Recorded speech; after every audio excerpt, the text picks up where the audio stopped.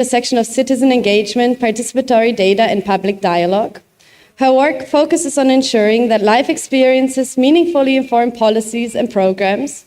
She has contributed to initiatives across Kenya and Somalia using media and participatory data to amplify underrepresented voices and translate everyday conversations into insights for more inclusive governance.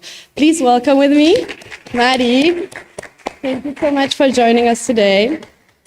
Our next speaker is Philip Ayazike. Philip is Director of Programs at Policy Data Institute, a civic technology organization in East Africa. As a technology policy practitioner, his work sits at the intersection of data, digital rights, and learning. He leads initiatives on the future of work, the digital economy, and online safety, with a focus on making data and digital rights more accessible, participatory, and engaging. Philip? You already sat down, amazing. And our last speaker, convido também Paulinho Mota. I'd like to invite Paulinho Mota, born and raised in Manaus. He now lives in Rio de Janeiro, where he is the data coordinator at Data Lab. He works with gender, race, and the territory. He has his master's degree in epidemiology and science data in the Federal University of Rio de Janeiro. He's also studying his doctorate degree, and she's working for the democratization of new technologies so that it can be accessed in a free and sovereign way by everyone.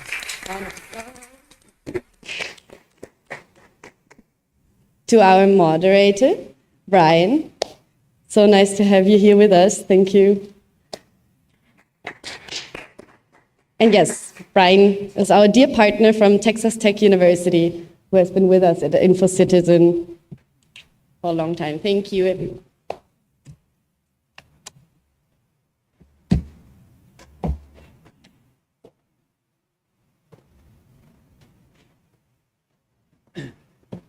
Thank you, everyone, for being here for the last panel session of the day.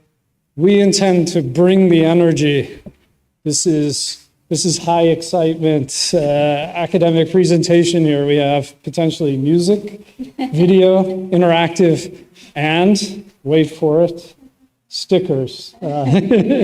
So I wanted to mention, to frame our presentation very briefly, we have very little time for our presenters in terms of this mode because we really do want to make this as conversational as possible. Our very kind videographers are going to permit us to come forward.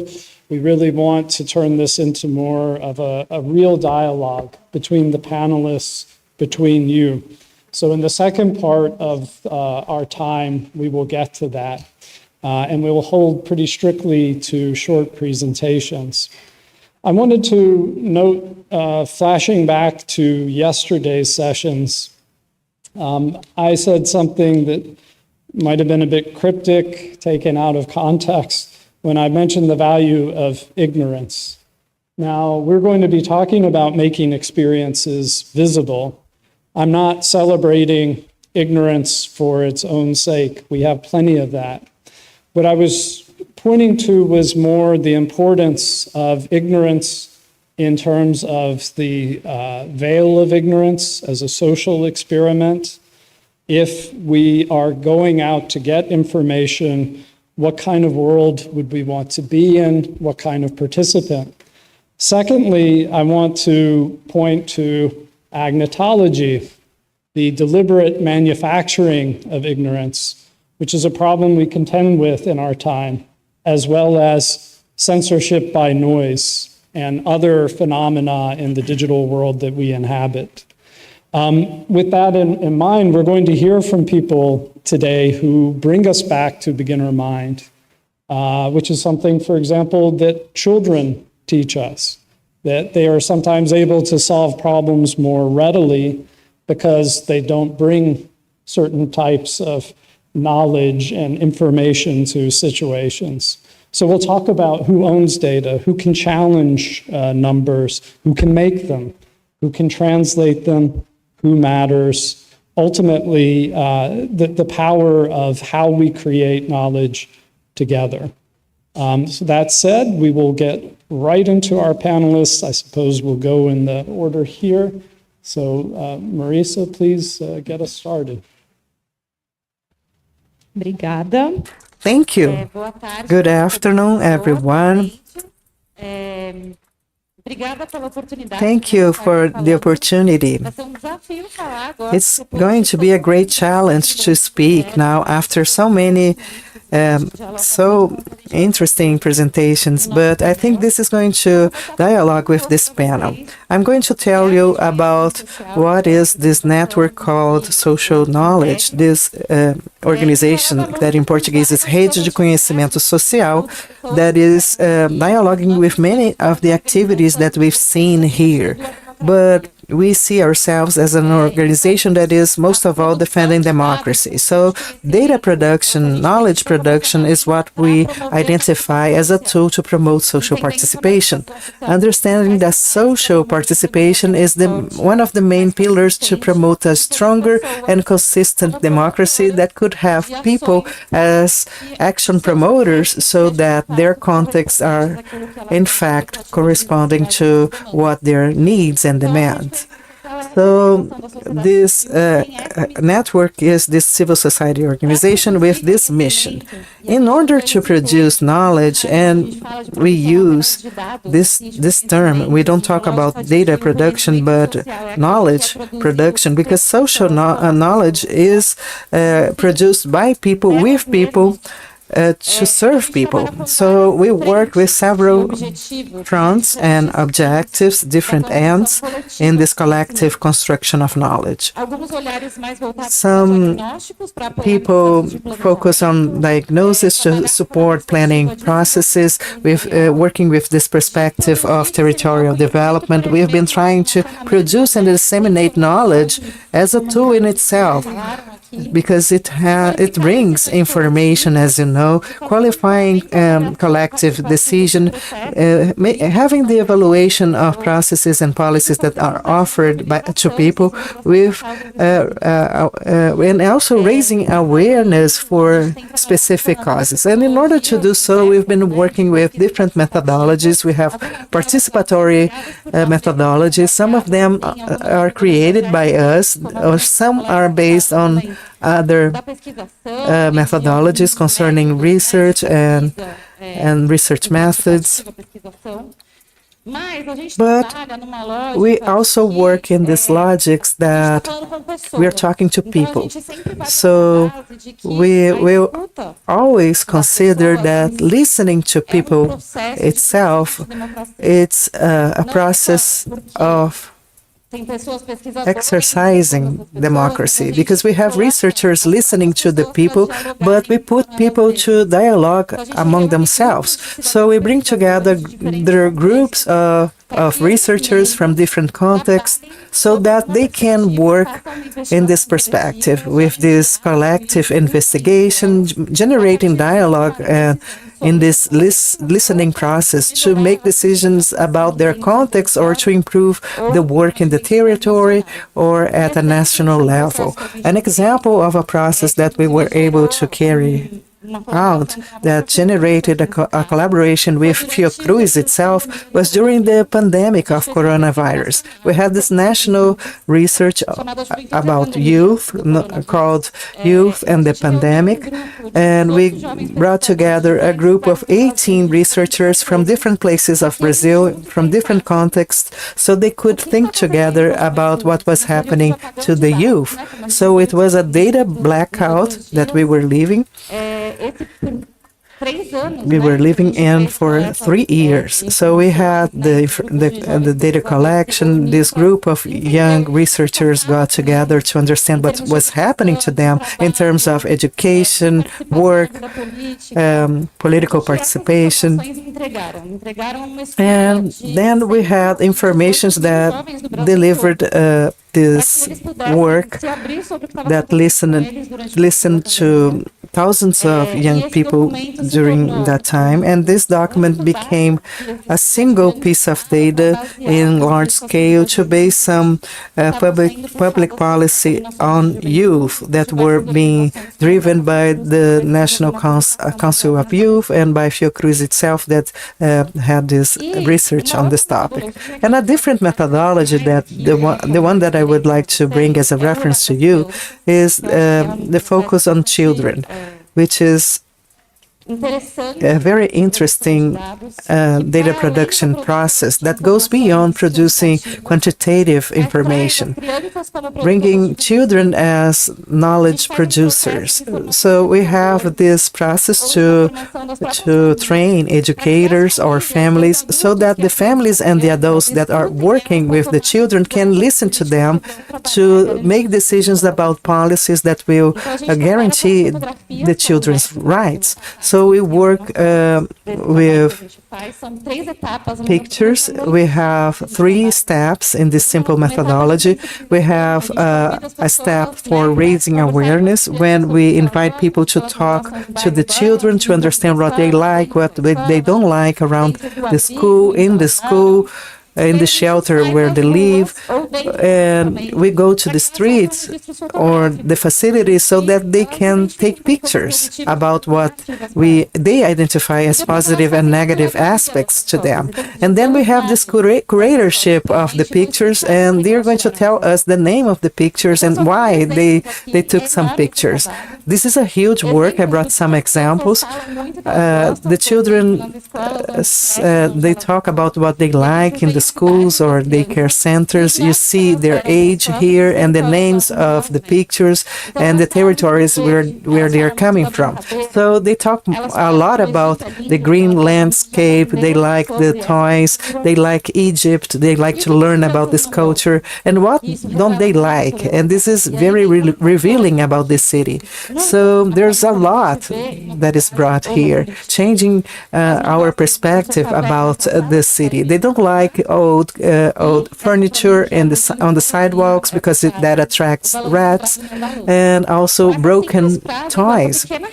And with this simple sentence saying a broken swing is not able to swing us, she's showing that we need this public policy for children. And all these pictures are now part of this municipal plan of early age in the city of São Paulo. So we have this training for this methodology to be applied with the children and adolescents. Because the city hall was going to have this process to build a plan for early childhood without listening to the children. And when we heard about that, we said, no, we are going to deliver that to you. And we brought a lot of diverse perspectives, and with several goals were based on the children's perspectives. So that's what I wanted to introduce to you, different ways to produce knowledge that are bringing a different perspective, telling a story that is not told by us, but by the people that are bringing and building this knowledge. Thank you. Marisa. Mary, you are up next.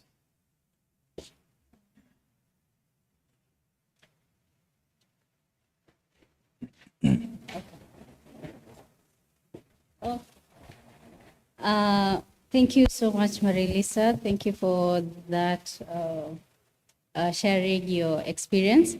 And as you heard during the introduction, I am from Kenya, but I want to situate our conversation around work that we do in Somalia. When I came to this conference, I had one question in mind, and I also want to pose it to you. What if the most important data about the community is the data that people are most afraid of speaking out loud?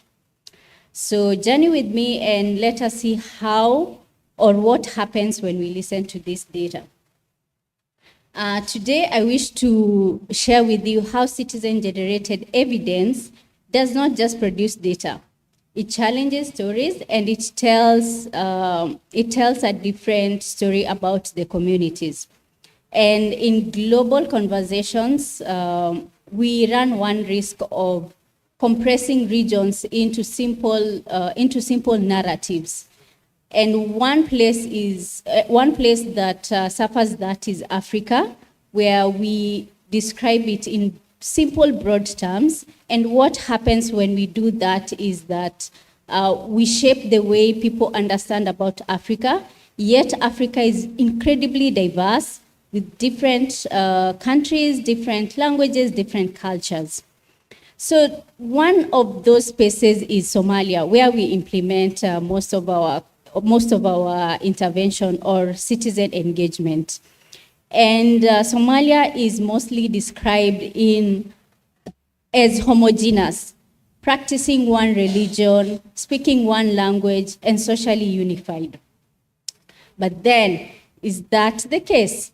In a study that we did recently on minority inclusion, we wanted to speak to the community about the experiences and the perspective of minorities in the community.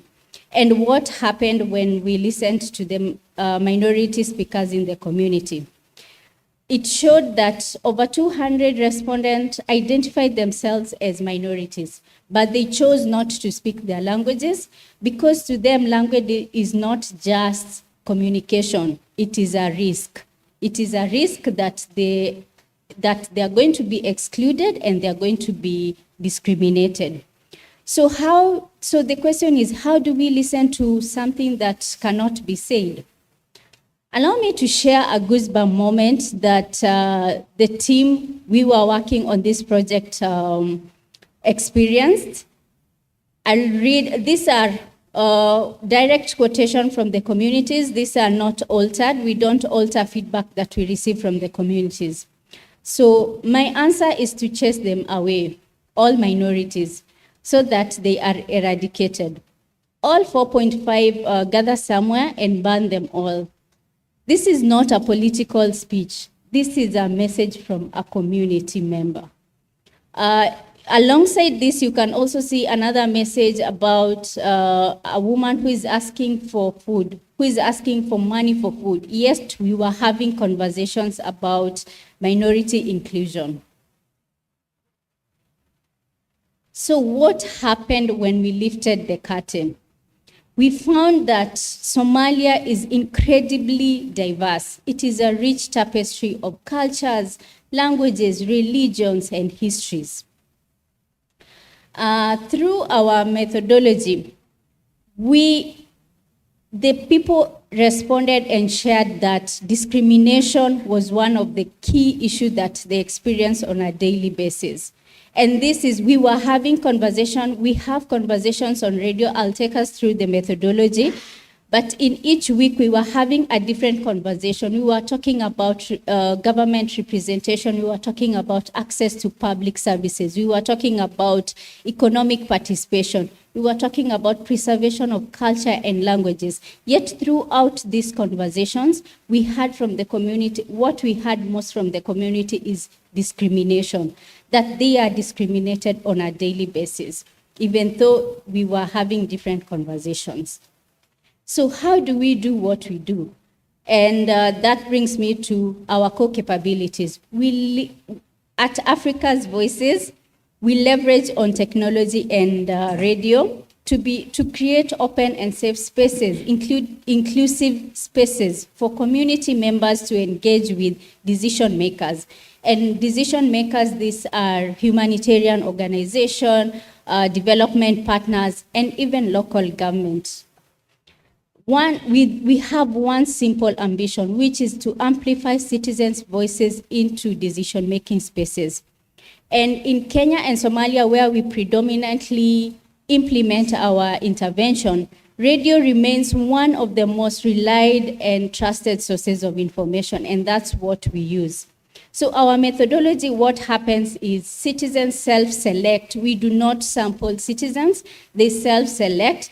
They respond to a question we pose during the radio conversations, a question that is open and accessible to everyone.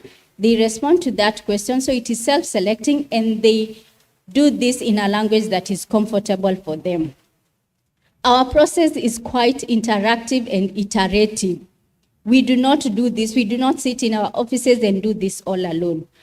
We start this process by conducting a co-creation workshop. This workshop brings together key stakeholders. Key stakeholders are the citizens themselves, decision makers, that is local government representative, experts, and we bring them together and co-create the areas of conversation that will happen on radio. And the reason why I said our process is iterative and interactive is the radio conversations are done in such a way that they are giving back to the community. They are educating the community about a certain topic that we agree upon. Then we open up communication lines, and this is through SMS. We also use voice, which is interactive voice response. We use WhatsApp and all the other means that we can be able to present to the public so that they can share feedback with us.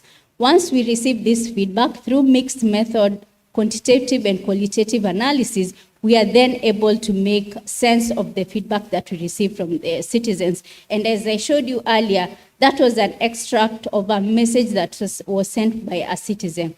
We then develop a detailed insight report that we then share with decision makers, but also we go back to the community who engaged with us and we share back the insights that we got. We tell them, from the feedback that you shared with us, these are the conclusion or the insights we got, and these are the insights that we are going to feed into decision making. So we close that loop. So in the course of our work, we experience human challenges. Our work requires a lot of empathy and a lot of flexibility. Citizens often redirect conversations. They unveil very uncomfortable truth, as you've seen before from the messages they've shared. We come to the communities with well-designed log frames that with indicators and all that. But then the feedback that we receive from the communities do not answer those questions, do not respond, or do not perfectly fit into those log frames. So those are the challenges that we go through. And I'm eager to hear, even from my panelists, what challenges they go through. To conclude, from data to dignity, we listening intelligently and with purpose. Citizen-generated data does not just produce citizen-generated evidence does not just produce data. It challenges the narrative we tell about our communities. It is the listening infrastructure is as important as the data infrastructure. So can we invest more into this? Now, I've spoken so much, but I would like to invite you all to have an experience of what citizens go through whenever they engage with us. Please kindly scan the QR code. Please respond to the question. It will take you through a few prompts, but again, it will allow you to respond. It will allow you to engage in a language and in a way that is most comfortable for you. No feedback will be traced back to you, and all the data that will be used is just for this demo, so it will be deleted from our systems. Thank you.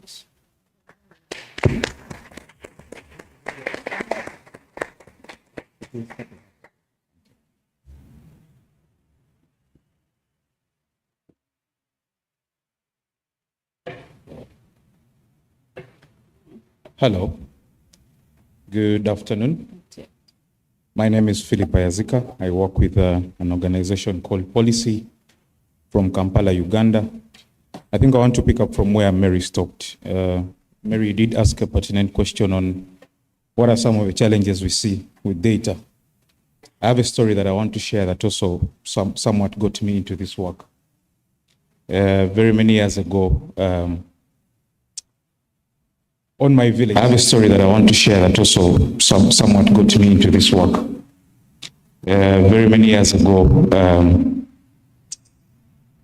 on my village, I have a story that I want to share that also What just happened? Oh, good. Okay.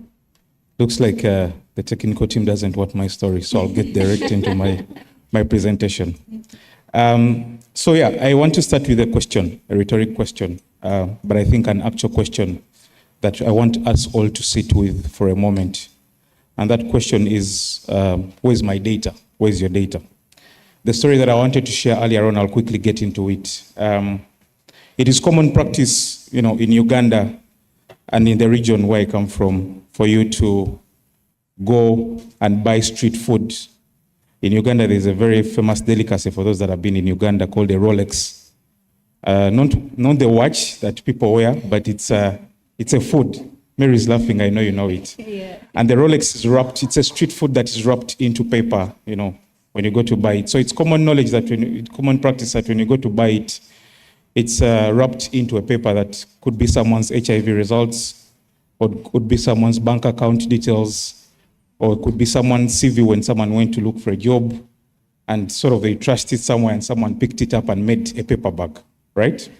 So as I go through this conversation, I want us to ponder on the question of where is your data? Where is your data? Because I know that many of you, when you are coming here, you booked a flight, you searched for this conference, you used the Google Translation app. But the question I want to ask you is who is holding that data that you're generating every single day?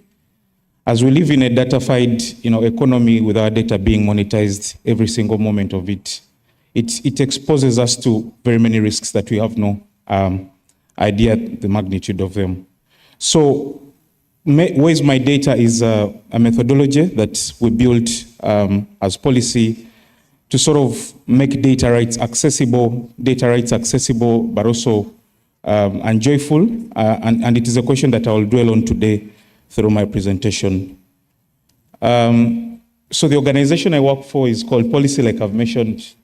We work around supporting African people conceptualize and understand and use data in ways that are meaningful to them.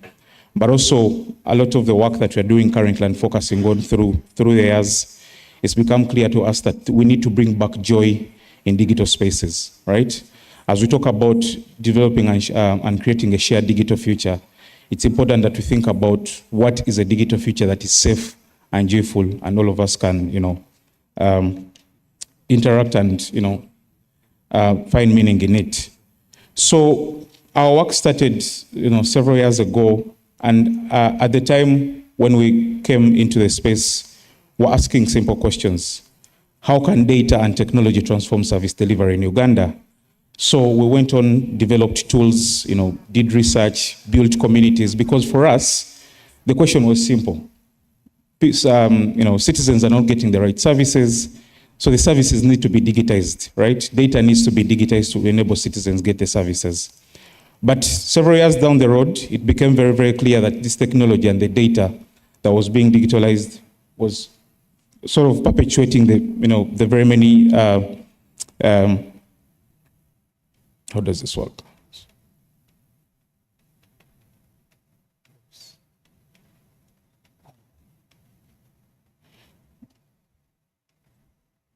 Okay. Am I using this word? Yeah. Okay. Sorry, I got started a bit. So let's just focus on one case study that we've been monitoring on the biometric use, the biometric testing that was done among refugees in Ethiopia, where they were, forced to give consent to test out a biometric tool, and if they didn't give consent, their access to food will be restricted. That is some of the many extractive data practices that we are seeing on the continent. And while I go through my presentation, I want to invite all of you to scan this QR code to take you to one of the tools that we've developed and methodologies that we think can contribute to allowing people understand their data rights. It's the Afrofeminist Data Museum. I don't know how this is working, but yeah. I don't think it's you that did it. My God. Okay, so this is the Afrofeminist Data Museum, a project that I've been working on for the past 2 years. The idea is to sort of bring life and breathe life into data and sort of get people to understand the data ecosystem and understand that the data that we give out, or the data ecosystem, or data has consequences. Data has life. Every day we interact with data, every day we give out data. So we set it up as a physical space, as a monument, as a maze that people would walk through, interacting with ideas, of memory, interacting with ideas of surveillance, and being asked or tasked to take decisions to see, what would be the outcomes. So the whole goal here was to show people that data has weight, history, and consequence. So the museum brought together different communities into a conversation of data, depicting what are the various formats of data, beyond, what, governments and official systems might call data. Data can be anything, can be stories, can be folk songs that, we're used to. So we wanted to sort of bring about the idea of making this data to be accessible, joyful, but also showing people that data is beyond being technical. It's a social phenomenon. So through this architecture, people were able to sort of interact with, use play as a feminist learning. We're able to use art as a method, and also look at joy as a form of resistance. So the museum also featured a game nook, where we featured several games. We have several card games that we've also developed. One of the games is called Where's My Data, which is a card game that distills data privacy and protection into an accessible, joyful conversation, sparking conversations and sort of reminding people around their data rights. We do have several games, like Digital Safety and Where's My, and Choose Your Own Fake News, to sort of show people that, behind the research and data that we collect from these communities, it's important that to simplify this data and find meaningful ways that we can give it back to the communities so that they can see value in it, so that they can see the invisible experiences that themselves they experience that sometimes we might not be able to sort of physically show to them. So in the spirit of talking about different imaginations and opening up space for imagination, for people to be able to see themselves and see the role that they can play when they're imagining this shared digital future, we think that it's important to, from our practice, to use some of these, unique methodologies to see, for people to get to understand, what data is being collected, how is it being collected, how is it being used, but also to show that data has weight, data has consequences, and that people should be careful with ways that they give out their data. I think currently, right now, with everything that we're going through, the atrocities that are going on in the world, with drones being at the forefront of wars, it's a question of data and technology. So the future that we are in right now is one that was built by the Global North, and it's important that we find alternative ways to reimagine what is a digital future that we want as Africans. So I'll leave that there. Thank you.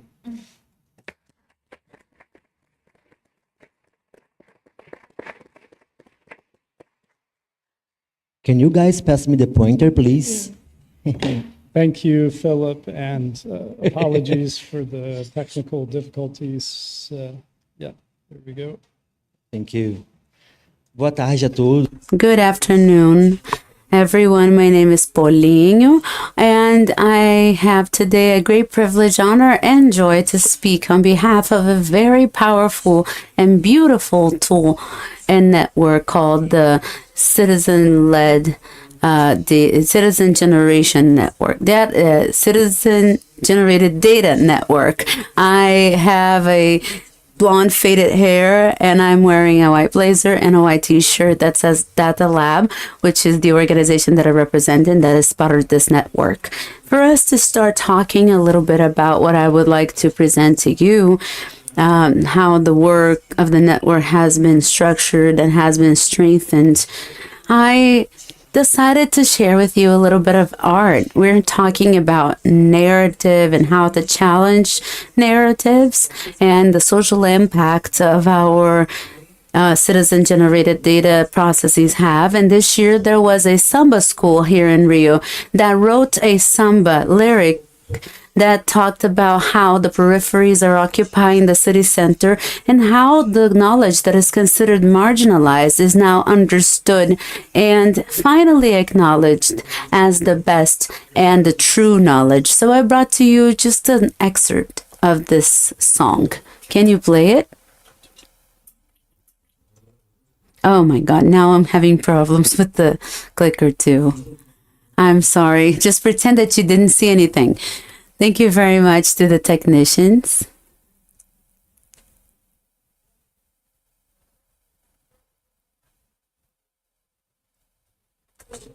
Can you play the video, please?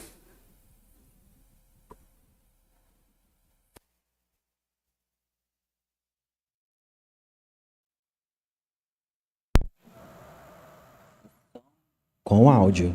With audio, please.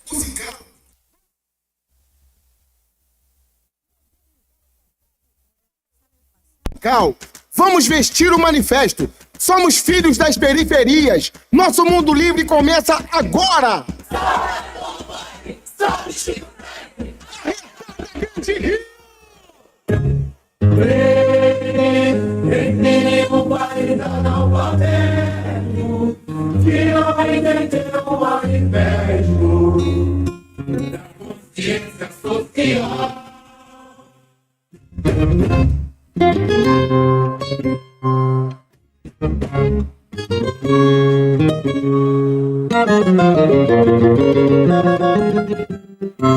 Lá vem caboclo, herdeiro de zumbi.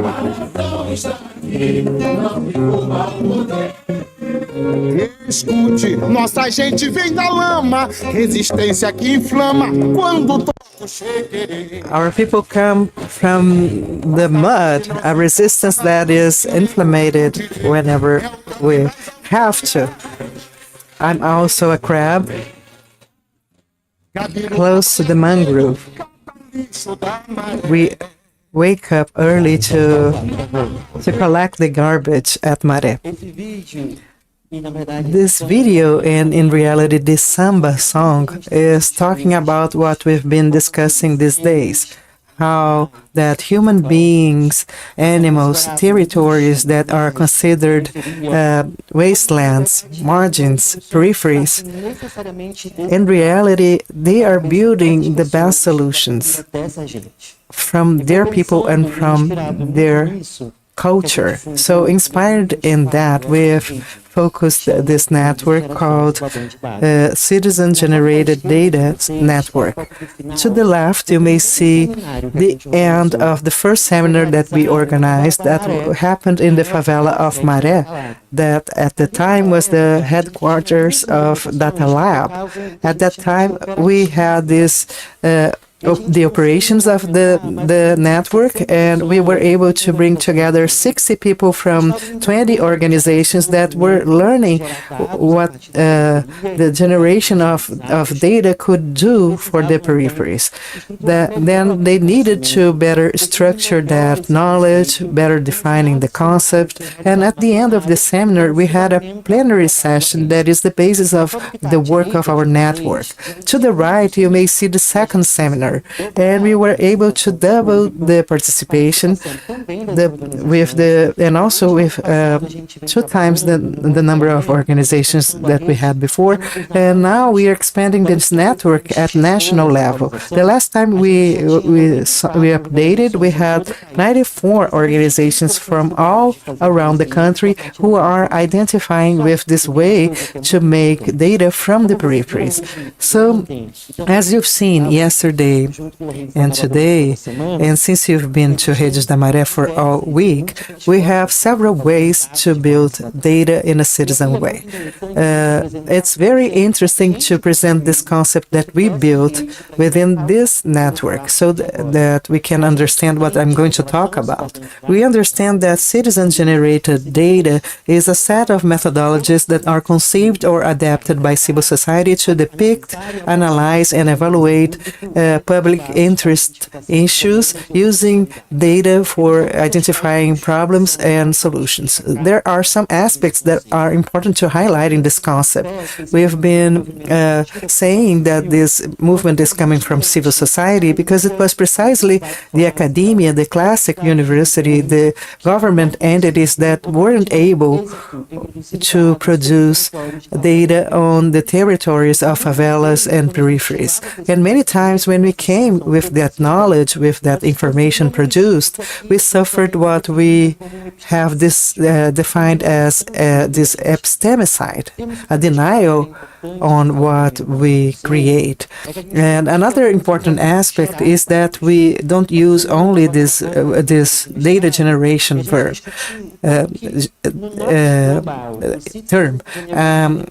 We've discussed that the citizen-generated data in the global north is thinking about how the citizens are generating data, while the Brazilian citizen-generated data is how the citizens are generating data in a democratic way, so that these individuals can influence the agendas of the policy cycle. And another standpoint that is important is that we have to think about the collective benefit. So these are points that are a difference between between the works in this network and the work that we see hegemonically about citizen-generated data. So we've been structuring our work in 7 steps, and it's very interesting because there's a correlation and a great similarity with other projects that were presented in this panel, because we start thinking about structuring our thought on how we can enable, how we can strengthen the citizens so that these groups can do that with this strict methodology in a precise way.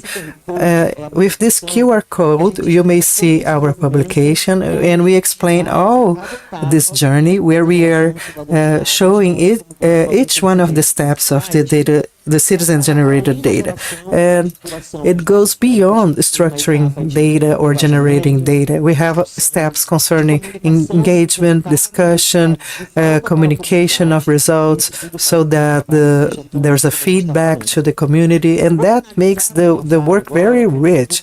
And I'm going to end now by saying, by talking about the provocations of this panel, that are the social effects on advocacy. So in my doctoral thesis, I've been defending that our projects are impacting on three different levels, and we are not able to detach them from each other.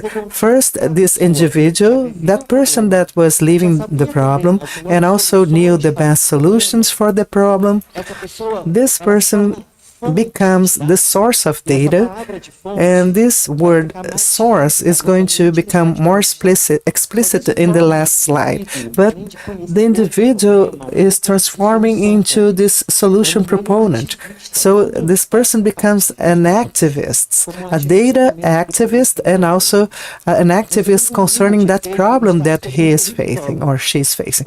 And also they are in the territory. When we are producing data locally, from the inside and in this bottom-up fashion, we see that there's this transformation on how the territory is seeing itself, because they are able to know themselves better, and they are able to address the solutions, and also they are able to structure the thoughts about that reality, and they transform that into data. And then we have this third level, our society, the structures that we have in order to define and democratically live in a society.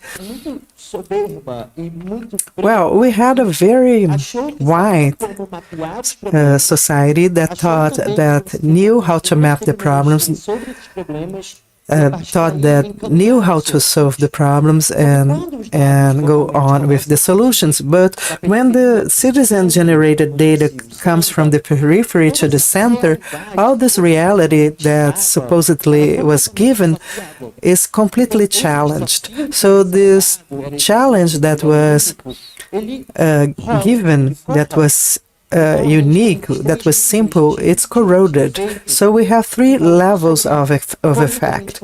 And how could we rewrite narratives? And the first topic, that is the individual becoming a source, well, I'm based in this quote by this historian,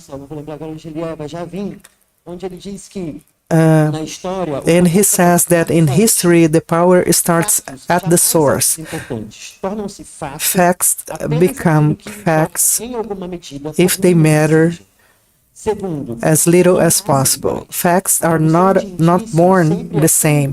The production of indications is the production of silences. So while we understand that our knowledge is perfect and encompassing, we think that because we inserted those who were bringing the facts, and we don't consider those people that are not included in this data generations, those people that we are bringing now. So since we are talking about advocacy, this citizen-generated data network now has as its next agenda that the digital platform for the government should take into account this methodology concerning citizen-generated data.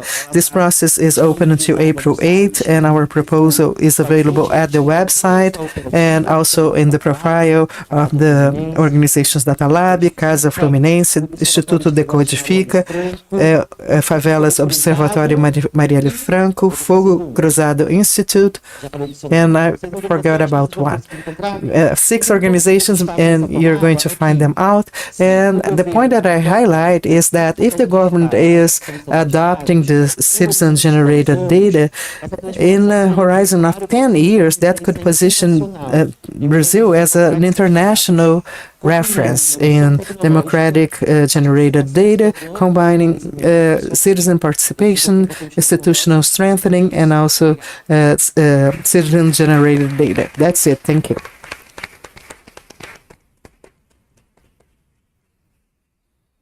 Thank you, Paulino, and all of our panelists who have clearly condensed quite a lot into a short time. I'm sure it leaves you wanting more. We are going to carry this into our conversation. We're going to move around a bit. Thank you, videographers, for indulging us. We're going to move up to the front, and we will pass a microphone between us before we then open it up more broadly in conversation with you.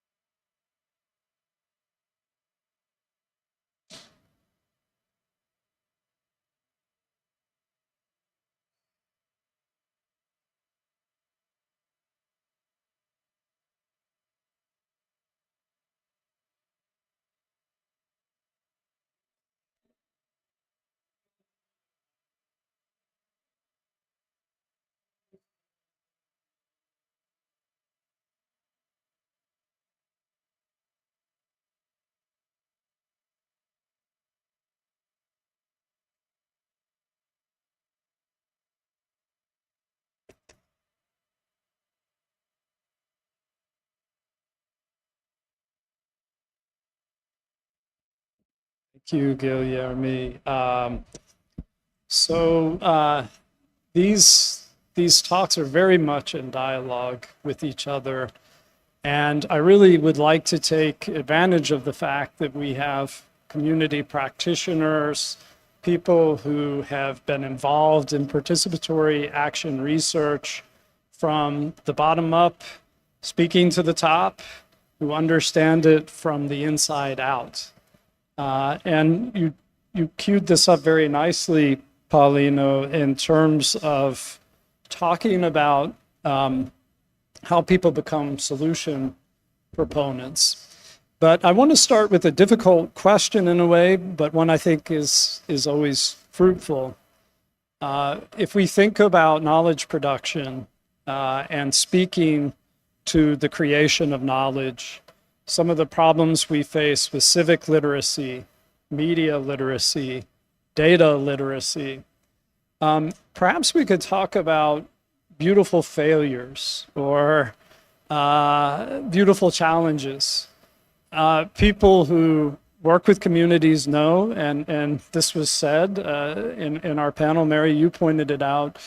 You don't know where they'll go with questions. You don't know often how you're creating a comfortable and safe space. You don't know as you start out how trust can evolve. So I think it would be useful to us to hear a few stories in your own work where something really surprised you, caught you a bit off guard, and you perhaps learned something from that. Because people, I don't think, always talk about this. Paulo Freire is great. We all admire this methodology, but then, you know, where you hit reality can be challenging. So maybe you could speak to that. Thank you, Brian. I'll start us off, and I'll just pick up from what I presented, which are the challenges that we face on a daily through our methodology. As I said, we use radio because radio is quite accessible to a lot of people, and SMS. So anyone with a phone, a feature phone or a smartphone, they are able to engage with us. The other aspect about our community engagement or our citizens engagement is it is self-selecting. You listen to the conversations that are being had on radio and see whether it's something that resonates strongly with you, and then you send your feedback. I gave you a quick exercise to see how many people here will be able to respond to that question in that QR code. And that is the reality of the work that we do. It is self-selecting. So if you felt that that question did not resonate strongly with you, then you're not going to respond. We'll see the results of the feedback for those who were able to go through the exercise. Just to answer you, Brian, I'm curious to see what people responded, but also it being an open system means people will share what is in their hearts, what is happening in their immediate circle or environment. They might not answer the question that we ask. They'll answer a question that is more dear to them. They might be asking for food because food is what is more immediate for them. They might be asking for security because in the context that we implement in, there's also a lot of insecurities. So they'll ask for security. Then they're not going to answer a question about, let's say, development. What project do you want for it to be set up in your community? They'll ask for water because it is the country is going through a protracted period of drought. So with that, what it places me in a situation where I need to listen to this person and maintain their dignity, but also there's the conflict with the donors. This is what the donor expects for us to report to them, that this is what the citizen said, this is what their priorities are, or these are some of the solutions they are proposing, yet someone is asking for food. So what do? I'll have to report that feedback to the donor because it is citizens' voice. It is still their feedback. They chose to engage with us in a space where they could have elected not to respond to us.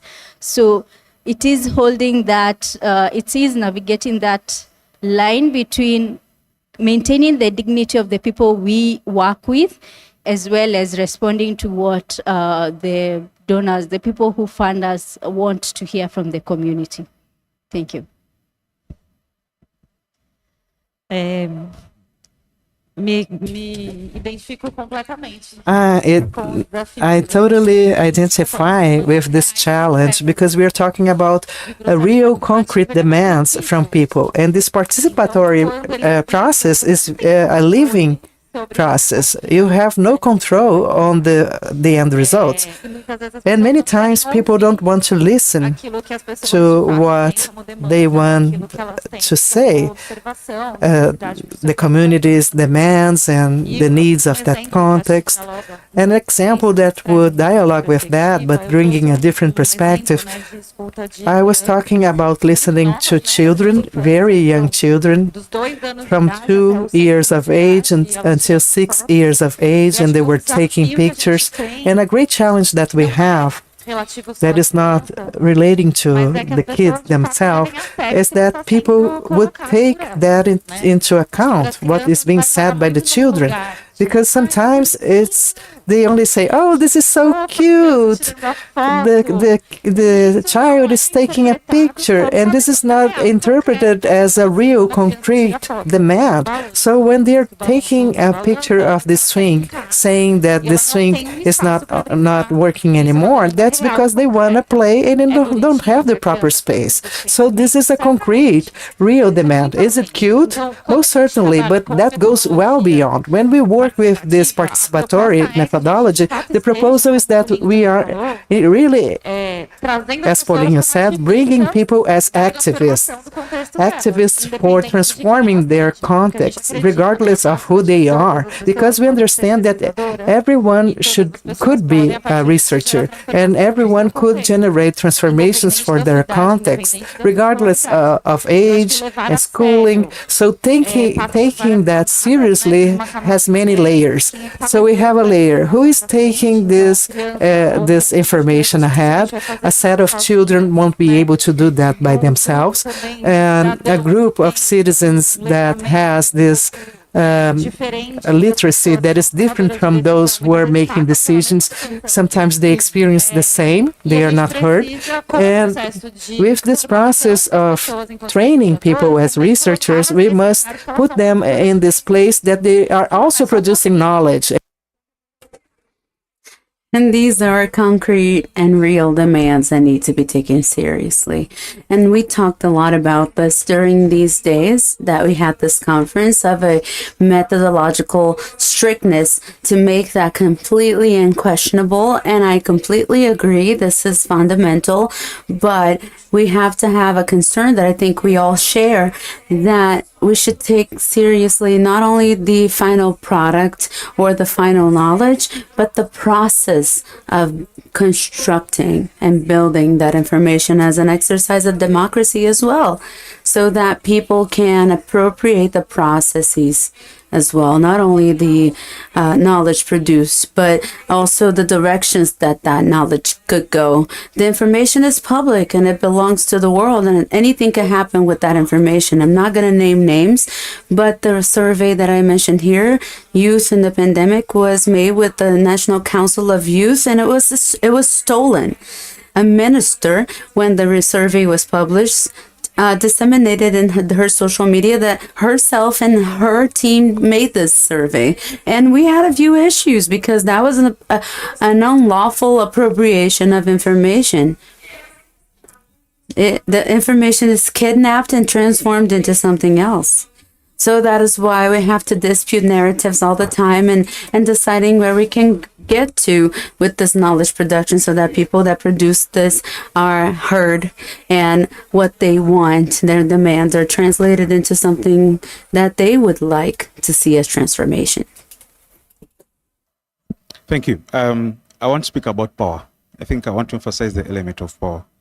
In the practice, I think interacting with communities over and over in my practice, I've seen that working with a community that has been, invisibilized, or is that the right word, that has been made invisible for the longest time, I think that grows on the population, and there tends to be an apathy.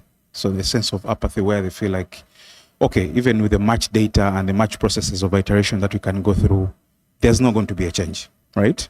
So for me, the challenge and the failure that I keep seeing with this work and with the practice and everything that we're trying to do is the powerlessness of a population, where the population feels like they have no say, nothing is going to change, and that is broad. That's why for me I say that, and we've been talking about it in the conference here, that data can't continue to be a technical, conversation. It has to be a social, understanding that there's a lot of factors in play. I want to cite an example. We just concluded our national census in Uganda.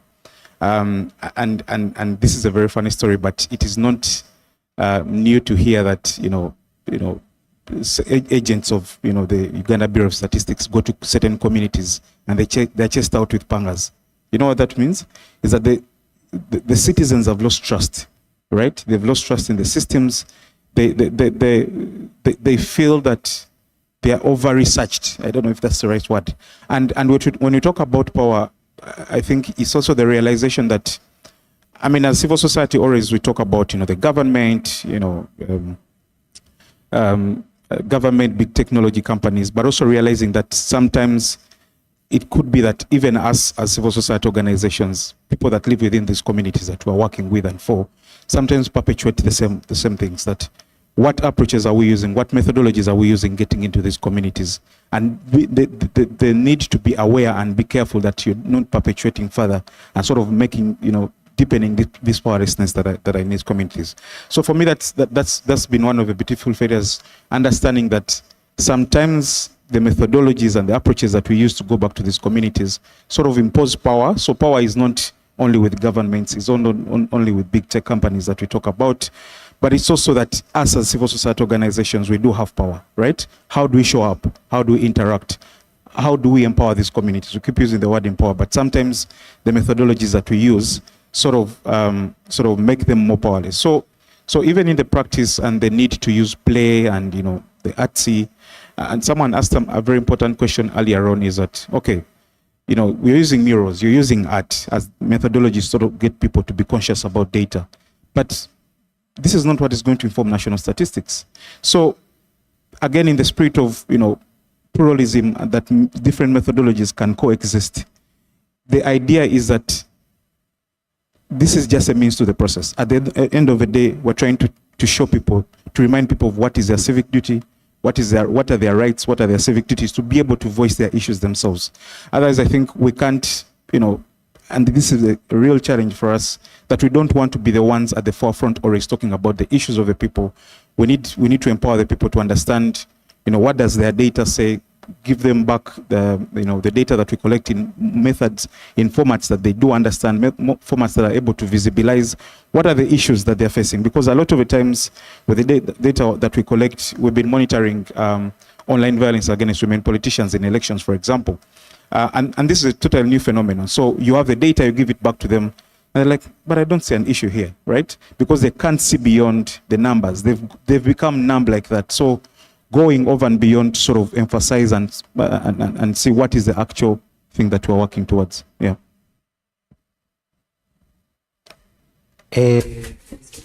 Interesting to notice how all of the answers that were given just now are intertwined by a very similar thread, which is delegitimization of the knowledge that is serious and is technical. When I think about the examples that I can't share, the ugly or beautiful, negative or positive examples, I want to share and highlight an example of one of the organizations that are part of the network, the Fogo Cruzado Institute, which is the only source of shootings by the police in the Brazilian state. And even though it is the only source, and even though it has a powerful technical shared methodology, is not acknowledged in any sphere as an official database that could be used for the construction of public policies or a policy of mitigation or restructuring of our public security system. This example is repeated in all of the other projects by the organizations that are part of the network of citizen-generated data. Regardless of the methodology being shared, the databases being public and open, the scripts of data structuring, they are available in common repositories, but this is not mentioned, or this is not deemed as sufficient to guarantee that this knowledge is in fact incorporated and seen as official. But I think the biggest beauty in all of that, and that might be an intention behind my answer, is to bring some examples of some cracks that we were able to make in this system. And these cracks, and this is what I would like to talk about now, these cracks were only possible because these organizations that have this delegitimized, robust knowledge are able to have partnerships with other acknowledged institutions, and then we gain a layer of positivity, legitimacy, and that knowledge that used to be illegitimate is now deemed official because another organization that is part of the same group of elite of knowledge or the power elite can acknowledge authority over there. And there's another thing that makes this happen, which is the relationship with a sensitized people.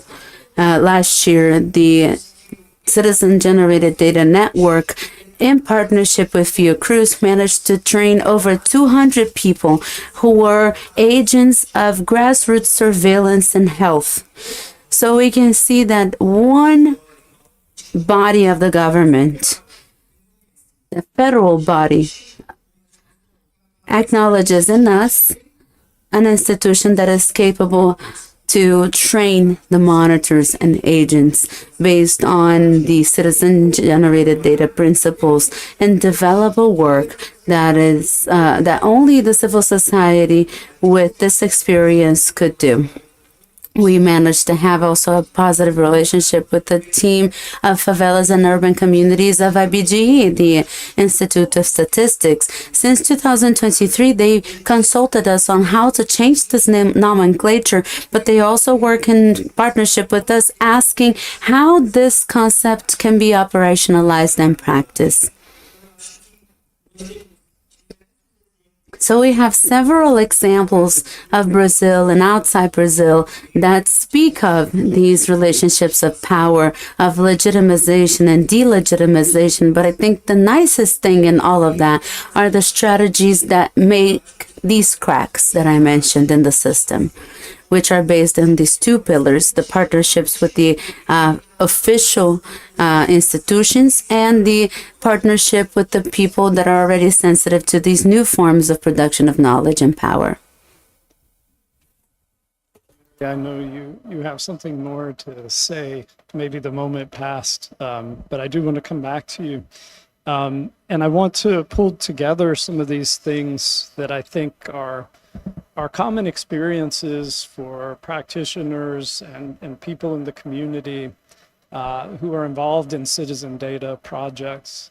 I'll throw some more problems out here, and I say this out of respect for everyone's work, because these are the realities, and these are useful discussions, I think.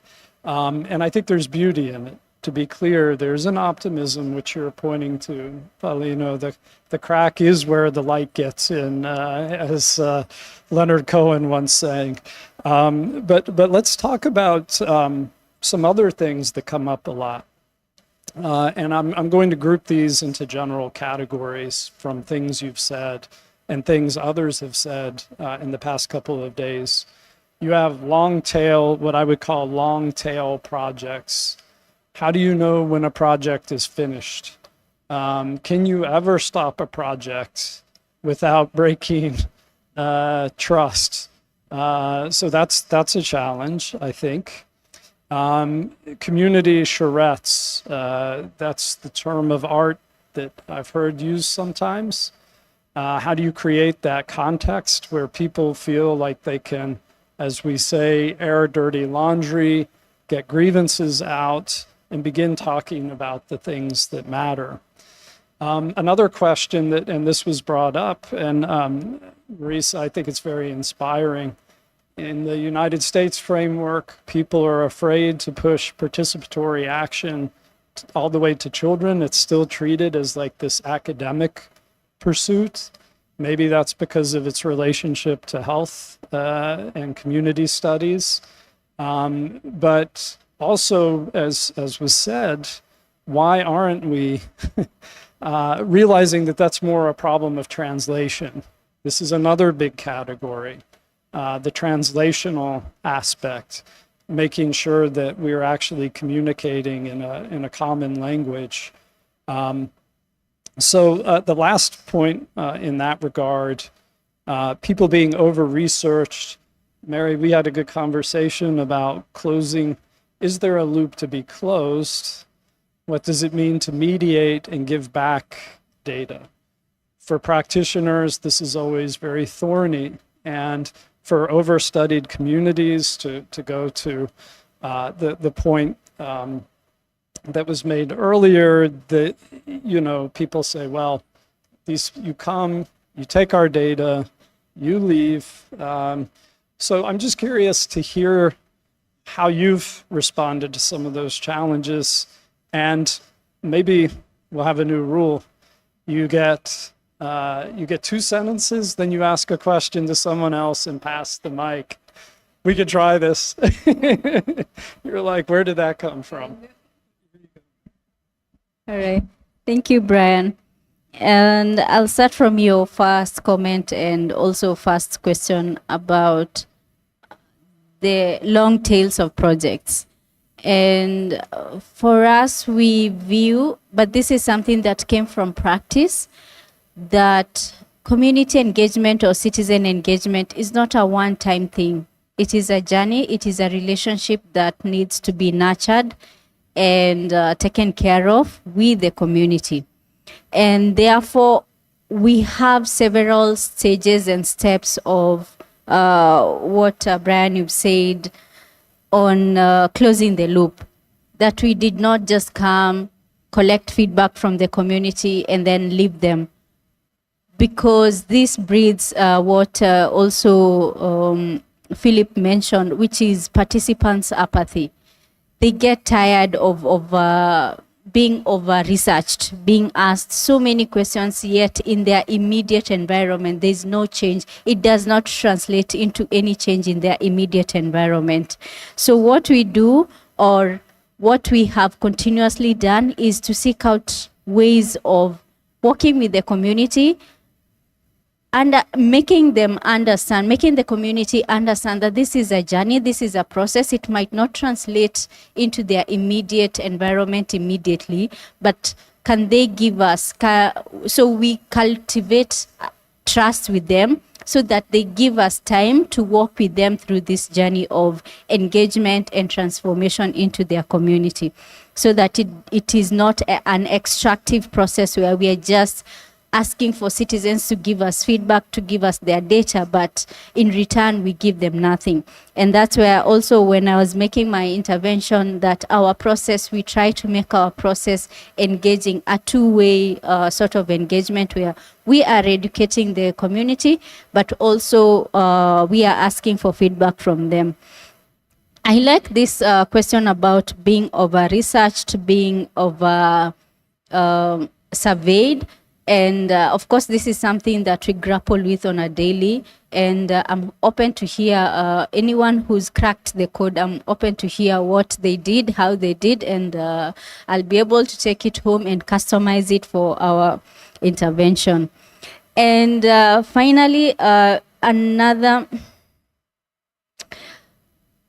something I wanted to add to the conversation is one of the things that we have done is in our methodology, we have infused what we call community pulse checks, which is a continuously open feedback platform that the community can continuously share their feedback. This differs from what I shared, which was like a specific conversation about minority inclusion. But this is a space where communities continuously share what is going on, the evolution of the context in their communities. And this one allows us even to pick some of the emergencies that are happening in the community. It helps us even be able to share with other implementing partners the changes or the dynamics that are happening in the community almost on a real time, that we do not need to start setting up co-creation sessions, but we have the evidence. Here's the data from the community. They're sharing this is what is happening. And in the context of Somalia, as I said, there's a lot of the terrorists, the armed group, the Al-Shabaab, who continuously terrorize the community, and therefore we are able to pick out such things that are happening almost instantaneously from the communication platform that we have created. So that community pulse check platform that we've set up for the community allows the community to continuously engage with us. And I would also, now I ask the question. Marisa. I would also like to hear from you. Do you experience beneficiaries or community apathy, and how have you been able to overcome it, or do you experience that? Interject. This is unfortunately my role to keep an eye on time, because we want to get to open questions. So let's keep this going, but let's roll down the line pretty quickly so that we have about 20 minutes or so for questions and answers. Yeah. Bom, acho que respondendo, se a gente lida com a apatia das pessoas, não é exatamente isso que eu chamaria. Porque eu acho que as pessoas têm demandas que muitas vezes precisam ser escutadas. Então, muitas vezes, né, a gente chega nos territórios com uma reflexão de que a gente tem que entender o que elas mesmas querem trazer como perguntas, e isso já muda um pouco a lógica, né? Pensando um pouco no que você falou da devolutiva, né? A gente precisa de uma devolutiva quando a ideia da produção de conhecimento não parte das próprias pessoas, né? Que ela precisa ser entregue para alguém, né? Então, a intencionalidade daquele conhecimento produzido, ela não é do próprio produtor do conhecimento. E a gente tenta subverter um pouco essa lógica, né? A ideia nossa é que a própria pessoa do território, da comunidade, é que está pensando também para que aquele conhecimento está sendo produzido. Então, ela não precisa necessariamente de uma devolutiva externa sobre aquele dado ou aquela informação. O que ela precisa é de uma resposta para aquelas demandas que estão organizadas e condensadas naquele conhecimento produzido. Então, a devolutiva é muito mais sobre a ação que vai ser desdobrada a partir daquele conhecimento que aquele grupo de pessoas, aquele conjunto de pessoas está produzindo. E esse é um desafio gigantesco, gigantesco, né? De como que a gente garante que esse processo participativo, de fato, se desdobre em ações. E aí acho que tem muito a ver com o que o Polinho estava falando também, de com quem a gente se relaciona para garantir que isso vá um passinho mais longe.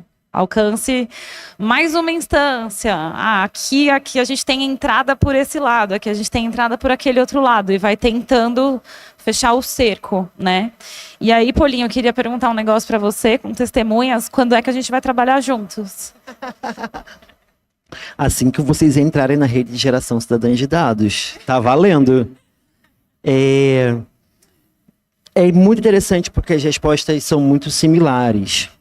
Mas, pensando tanto nos aspectos de quando um projeto termina e como é que a gente possibilita para que as pessoas, de fato, cedam os dados, que foi a pergunta mais originária, é interessantíssima a sua resposta, porque eu vou complementar, eu concordo exatamente com o que você falou, e também é assim que a gente faz, e vou continuar nisso. As pessoas que vão chegar no domicílio da pessoa, que vão coletar aquele dado, que vão conversar com elas, são aquelas próprias pessoas. E aí reside a diferença. Eu posso citar, por exemplo, o trabalho Retrato das Enchentes dos meus amigos aqui do Decodifica. Eles estão mapeando como que as enchentes se comportam em diferentes territórios, e aí todas as variáveis que compõem isso, e como seria possível mitigar esse problema. Eles poderiam, como qualquer outra agente governamental, ou até mesmo professor acadêmico, eles decidirem as perguntas, eles irem nesses territórios perguntarem, com rigor metodológico e tudo mais, mas isso não acontece. São as pessoas daquele território que vão se formar na metodologia, que vão entender as perguntas, que vão nas casas, que vão nos domicílios. Então, quando eu olho uma pessoa que pertence ao mesmo grupo social que eu, do mesmo território que o meu, que passa pelo mesmo problema que eu, perguntando como que aquilo acontece, a gente não precisa se preocupar tanto em como que eu crio a confiança para que essa pessoa possa se engajar nesse processo cidadão. Essa confiança ela está dada desde o início. E isso se repete em muitos outros processos das organizações que compõem a rede. Então, por exemplo, na pesquisa Explana do Data Lab, eram pessoas LGBTs pesquisando pessoas LGBTs, a Casa Fluminense com as suas agendas locais, o dicionário de favelas também, que possibilita que as pessoas de favelas editem e criem os verbetes sobre esses territórios. E eu acho que é justamente aí que reside a insistência do erro governamental ou de outras agências de pesquisas em imaginar que o rigor técnico e metodológico é o que vai garantir com que essas pessoas queiram ceder os dados e participar dos processos. Porque, como o nosso amigo falou, em processos do censo, que a gente também tem tido aqui no Brasil, as próprias pessoas não querem mais participar do censo. E, na última edição, isso aconteceu de forma piorada, principalmente em favelas ou em condomínios de luxo. Olha o oposto desses dois públicos. As pessoas de favelas não queriam participar dos processos justamente pela ausência do Estado naquele território. Então, por que eu vou te responder uma pergunta se você só aparece aqui para me matar, como a gente viu anteriormente no Redes da Maré, e no condomínio de luxo para que eu vou responder ao Estado se o meu maior interesse é o desmantelamento do Estado, enquanto uma elite, suposta elite financeira. Então eu acredito que esses desafios ou esses obstáculos, eles são vencidos justamente pelo engajamento comunitário, pelo respeito ao conhecimento local, pelo protagonismo das pessoas em todas as etapas da produção dos dados. E eu acho que é justamente aí que existe e que pauta a diferenciação do como se trabalha, que vai garantir o resultado de tudo isso. E aí eu acho que a pergunta que eu quero fazer para você, continuar nesse debate, é justamente quais são as formas, né, que vocês têm encontrado de justamente propiciar que essas próprias pessoas que passam pelos problemas e que estão ali envolvidas no problema e que já sabem a solução, então as pessoas já têm tudo, elas sabem do problema, elas já sabem da solução, como que elas conseguem se estruturar e fazer com que outras entidades ou agências aceitem esse conhecimento produzido por elas próprias? Beautiful question. I think that's exactly what I had on my mind, because when we talk about, and I want to start from the question that you asked around long-tailed projects. So I think there's a tendency to treat communities as data subjects, right? And forget that these are the experts of their own problems that they do have, right? So how do we move as practitioners, as academics, as government policymakers, from treating communities as data subjects, as items, as objects, that objectification, and sort of looking at them as experts? I think I like to say that, whatever issue that a community is facing, let it be, poor education, insecurity, flooding, or they do have assets in those communities, right? I think moving into a community and, sort of set high expectations and sort of promise things that you can deliver without actually mapping what are the assets that these communities do have. What assets exist in these communities and how can we build on these assets? And I think that's my answer to the question of, long-tail projects, right? I think from practice, again, learning practice is that how do we enter, communities to do work with them and think about exit from the day we enter these communities, right? I mean, we do have these project phases that we do, and then we think about sustainability after 6 months or 1 year of doing the project. How can we think about exiting this community the moment we enter? And that's what is going to wire us to say, okay, we want this community these communities to exist, to use the resources, to use the knowledge that we're going to empower them with, even after we leave. So I think for me, the answer would be, I think treating, communities as experts of their own issues. I mean, if I'm Philip and I'm coming from, somewhere and I'm going into a favela that I don't even live in, but because, I have a PhD or something and I think I'm an expert on these people's experiences, that's not right. So let's look at these individuals as the experts of their own issues and sort of use that asset-based approach as opposed to getting into the communities and sort of dispowering them. And that's what I was talking about earlier on, that we get into these communities, and sort of dispower, that's the right word, disempower them, right? As opposed to empowering them, because we're promising things, but we're not taking time to map out what are the assets that are existing in these communities. How can we build on these, on these assets? I think the model that you've been talking about with the network that we're doing, and this is what we've been talking about, that data is not a technical issue, right? Really come to think about it. It's not a technical issue. The local leaders in the communities, in Uganda, we have what we call the village health the village health teams that are able to deliver, maternal support to the mothers because the hospitals are very far. These are the assets in the communities. These are the people that are going to tackle the issues around health and data. So how do you look at these people as assets? How do you build diverse teams of people with different expertise, regardless of what languages they speak? I mean, you don't need to know English to solve an issue of flooding, really. So let's look at these communities and what assets exist in these communities and empower those, and think about exiting the moment we step into these communities. Yeah.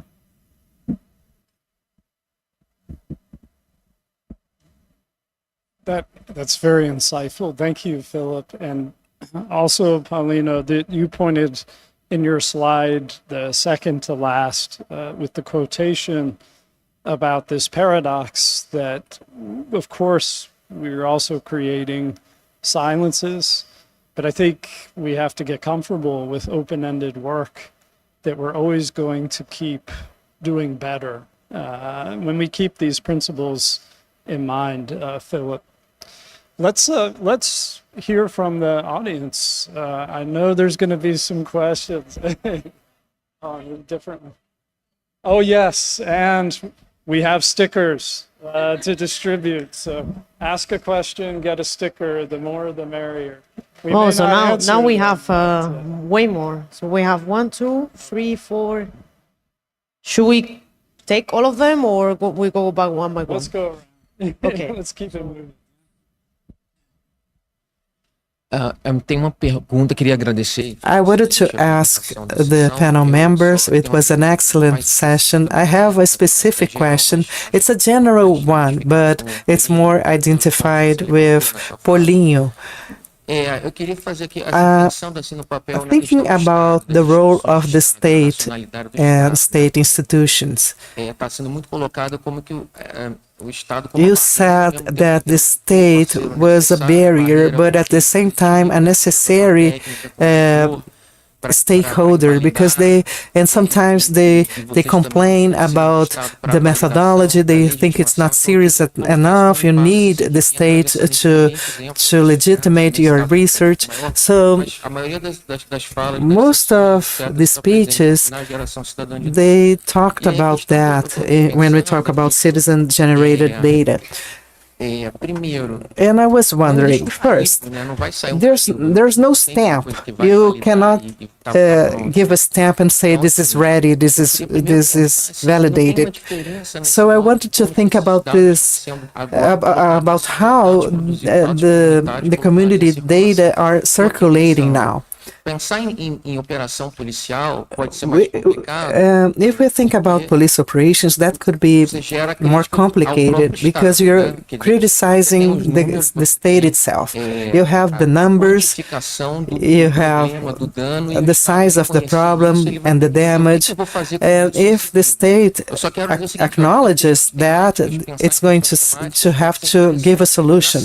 So, but with healthcare, the logic is different. For instance, at Fiocruz, Tô longe de saber, a gente And tentando até agora tentar levantar quais we are são os trying to projetos de survey geração cidadã de dados que what are a the Fiocruz tem, citizen-generated tá data vinculado, that we enfim, have núcleos, here at né, Fiocruz, diferentes because são we have vinculados. different Mas tô hubs. aqui pensando, a Fiocruz tem But parcerias Fiocruz has por partnerships, exemplo, for instance, mapear a to população map PCD da the Maré para promoção da the saúde e melhorar a the promoção de saúde population desse with tipo, já disability é uma in Maré to política improve their health. desenvolvida. So this Tem is outro projeto a sobre policy that is being developed, da dengue and we nos have been territórios, que mapping também dengue validando fever dados, in the você tá validando territory dados as que well. são produzidos So you're validating localmente, data that né? are locally Então, tô produced. pensando assim, So I pra gente was pensar o que que thinking se about avançou, that. já que se trata de um processo ele próprio muito recente. If this is a very recent process, only after the pandemic we could advance with that, we should think about our gains in this exchange with the state. What did we gain with this exchange with the state in the last 5 to 10 years? What are the more permeable institutions? Can we talk about topics that are difficult to mobilize with different institutions? Because Letícia was talking about that yesterday. We know that the group from IBGE on communities and favelas, they are more aware about citizen-generated data. It was the citizen-generated data that enabled something revolutionary, that is the Colombo census. So what is the state that we have today? And what is the status we have today? Eu vou seguir na mesma linha, Alexandre. So in the same lines, Alexandre, I think that we had the same ideas. My question goes to Paulinho, but to all of you as well. I've been working with this concept in my thesis, and Thaís, João, Moisés also, they have been debating about that, because the evidence is a contingent social construct. So this data is contingent. So according to literature, there are different trajectories to get this information.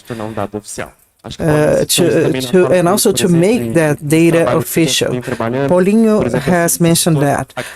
For instance, you talked about the credibility of the producing institution, the institutional partnerships, the public endorsements via media outlets, and also this official aesthetics. For instance, the way as you present the data could be more digestible or not. For instance, when we have public information being disclosed. So there are several strategies that I call this strategy for getting official data. So I wanted to shift our attention from the state, because what's being done and is that the state is like this agent that is helping, but it's also hampering. So beyond the state, what do you think about citizen-generated data or social knowledge? What if the state simply accepted the data produced by the communities and peripheries? What would be left for the citizens? So do you see this data producing experience as this emancipatory experience of the citizen, as if they had the right to contribute to public information? Because this is the elephant in the room. How to get official? What's left for the citizen? What is the citizen that is engaged in the citizen-generated data? What is this experience of getting more rights that they could have? And what is the capacity of these citizens to generate public information? So what's left for the citizen? That's it. Okay, who's next? There was another one, no? You. Oi, Oi, gente. Boa tarde. Hello, good afternoon. I'm João Otávio, and I wanted to ask you, Vocês visualizam os efeitos perversos how do you see the perverse effects of citizen-generated data? I'm talking about what Avelino said, that this is an experience in this democratizing process that was sending more work to civil society instead of this emancipatory social participation. So, if pouco dessa questão que o conceito de geração espontânea de dados this concept of citizen-generated data says that everyone could be a researcher. So it's kind of a new liberal thought because anyone can be anything. So how can we deal with these effects? Because I'm a researcher because I receive a scholarship for that. And we have this dispute of funding between different organizations. So what I've listened from this event, what I noticed is that what we are discussing is precisely this political ethical horizon on the use of data and statistics. uma metodologia que vai alcançar A methodology that would reach people's reality, describing it better. But maybe what we didn't discuss in this event on gender and sexuality, maybe that is more evident because trans excluding actors are producing data to legitimate their demands. And that doesn't mean that they are valid because they are also included in this political ethical stage. I'm not sure how to phrase this, but I wanted to ask you something about how to think about communities. I've done a lot of research in social movements and spent long periods of time in Brazil. And in Brazil, as elsewhere, communities are generally not homogeneous. They're generally filled with disagreement and conflict. People, the people whose expertise you quite rightly trust and put emphasis in, often have ideas and formulations that are shot through with what comes on all levels of media, from their own locally produced social media through national media. There are competing expertises. So I wonder how you navigate, and you bring expertise. You bring awarenesses, I think it's fair to say, you might disagree, that people in communities for all sorts of reasons might not have. It doesn't mean you're the repository of expertise. I don't mean that at all. But there's a sharing of knowledge, there's a dialogue. So I wonder how you navigate the competing expertises and disagreements in communities and recognize that as part of your work.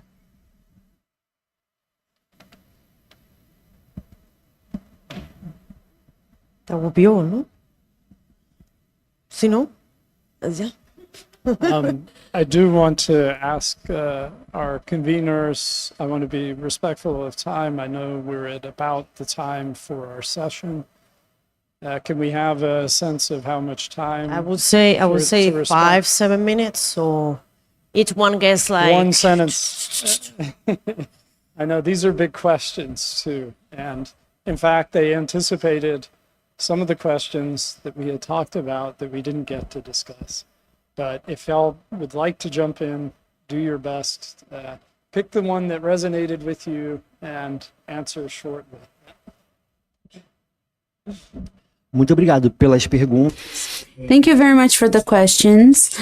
I am completely willing to continue answering them after the session is over, of course, because we are not going to have time enough. Among everything that was asked, the status of citizen-generated data, what we would do if the state accepted citizen-generated data, and how would individualism behave in that context, how we operate or navigate through different types of knowledge. I think it is very important to understand that citizen-generated data is a method that challenges the conservative knowledge and therefore conservatism in society. That is why we have topics that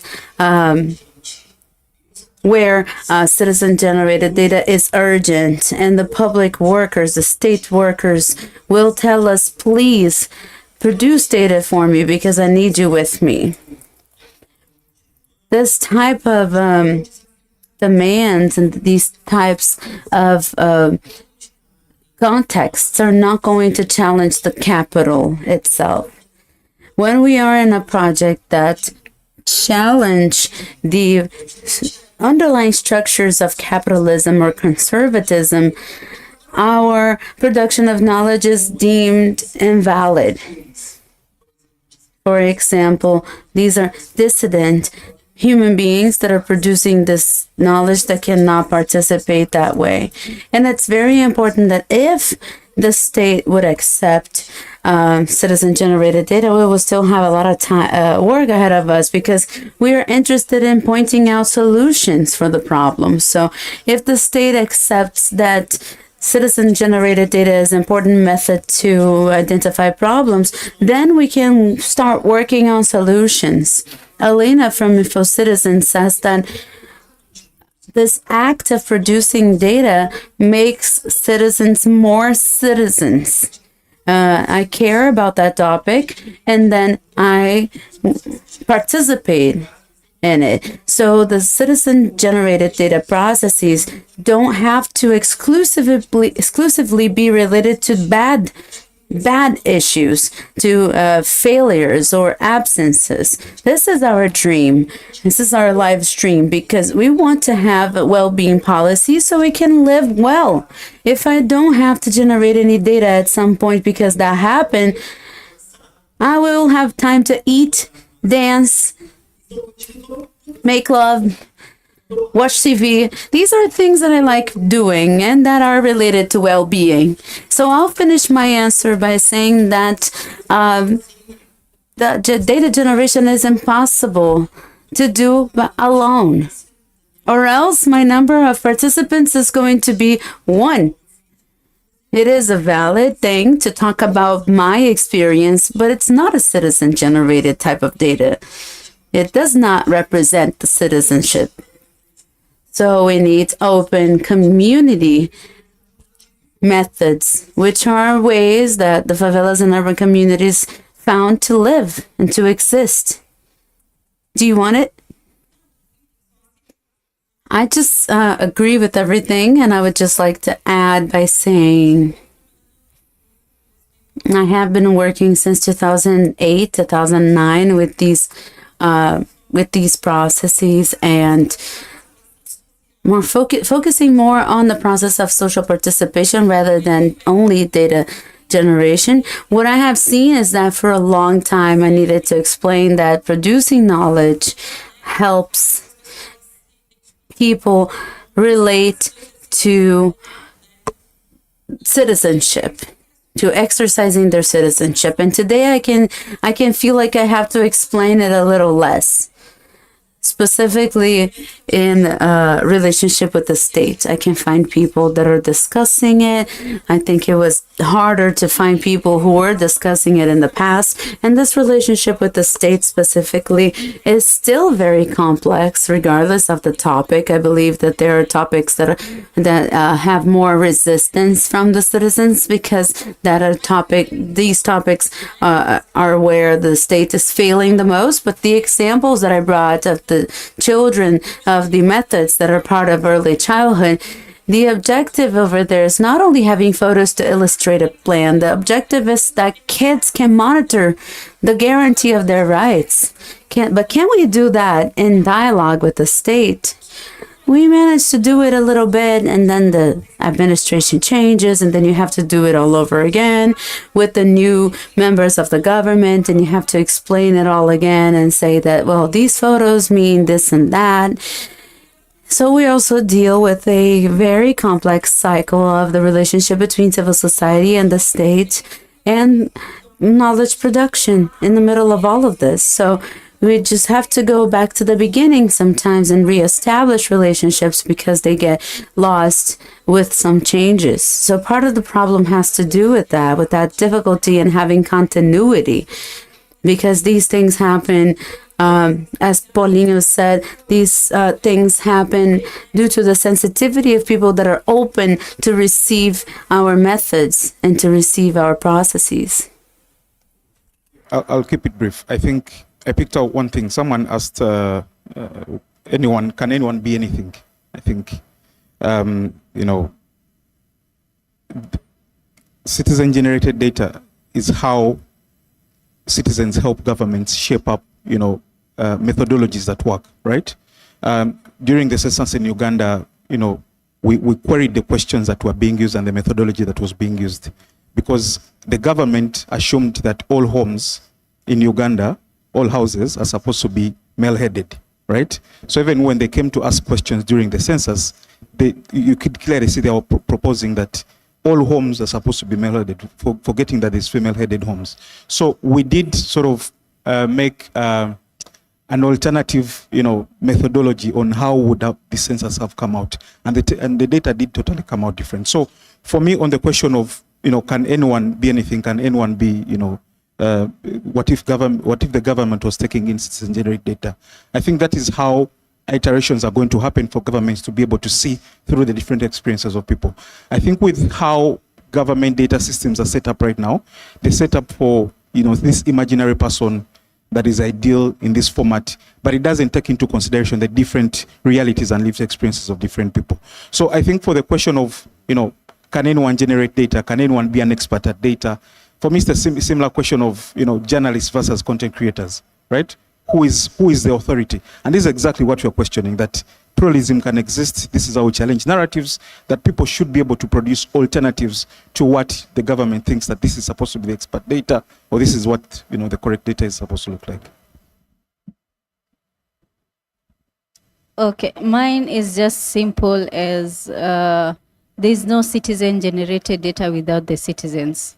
So there's no way we will stop engaging the communities and the citizens. And we need to continue holding these spaces for the communities to share their reality, to share their perspective. And whether the communities agree or don't agree, we still need to mediate those spaces. We still need to set up those spaces for the communities. That's all I'm gonna add. And also just to show you, this is the flow of information when it gets to us, but then we ensure that each and every message that you have sent through the system is read and analyzed by a human being. We have tried to incorporate a little bit of AI, but we normally say that a human being needs to be listened by another human being. So this is a process. I'm sorry I couldn't show you more, but yes, thank you for taking part in the survey also. And thank you for these excellent questions. Underneath it, is what is data for? What are people for? And Paulino's point about creating a world where we can live our best lives is a very powerful one. And I think that's why we're here for this discussion. Thank you, panelists, and thank you, audience, for an excellent session.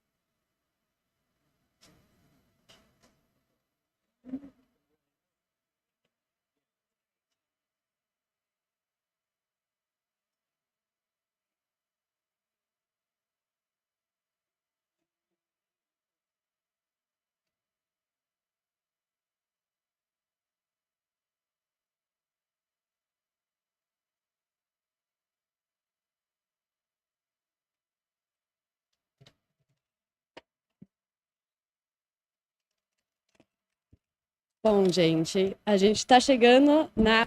Well, we're reaching the last part of this conference, and I want to see if you are awake.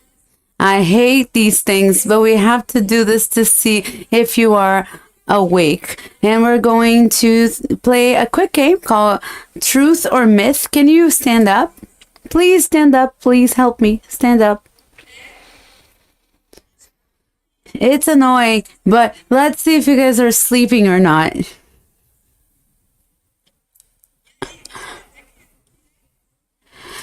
So, if you raise your right hand, you think it is true. If you raise your left hand, you think it is a myth. Left, true, right, myth. The first one, data is always neutral. Truth or myth?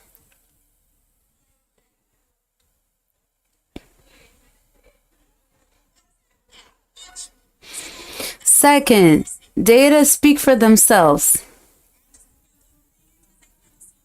I'm sorry, I'm trying to translate the questions in my head.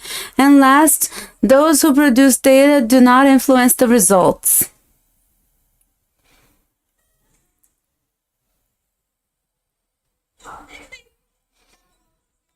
You are awake. Thank you very much for standing up and for playing this game. We're not going to have a discussion on this game. We just wanted to check if you were still up and still with us. Now we are going to start with our last speech, our keynote speech. It is a pleasure to give our welcome to our main speaker, Stephanie Savelle.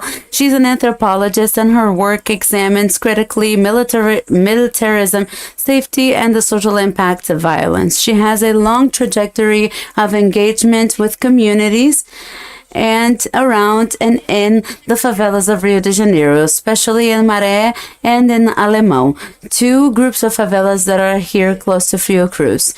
Currently, she leads the project Cost of War at Brown University, a research project dedicated to analyzing the impacts of war, post 9/11 war. A round of applause to Stephanie.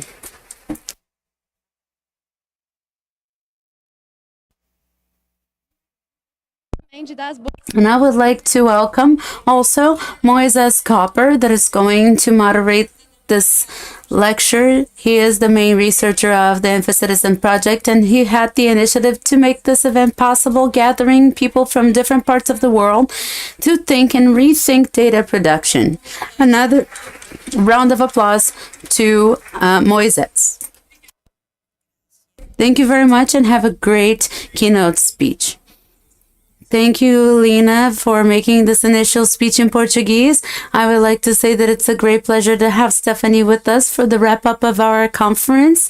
We had 2 intense days of work and exchange, and I would like to say that I'm happy that the week that started in Maré will end somehow going back to a person that did research in Maré. This is very powerful, and it shows the trajectory that we built throughout this week of intense activities. And I'm sure that we are going to continue exchanging. So I'll pass the floor directly to Stephanie. If you want to use the pulpit, please feel free to do so. And the floor is yours.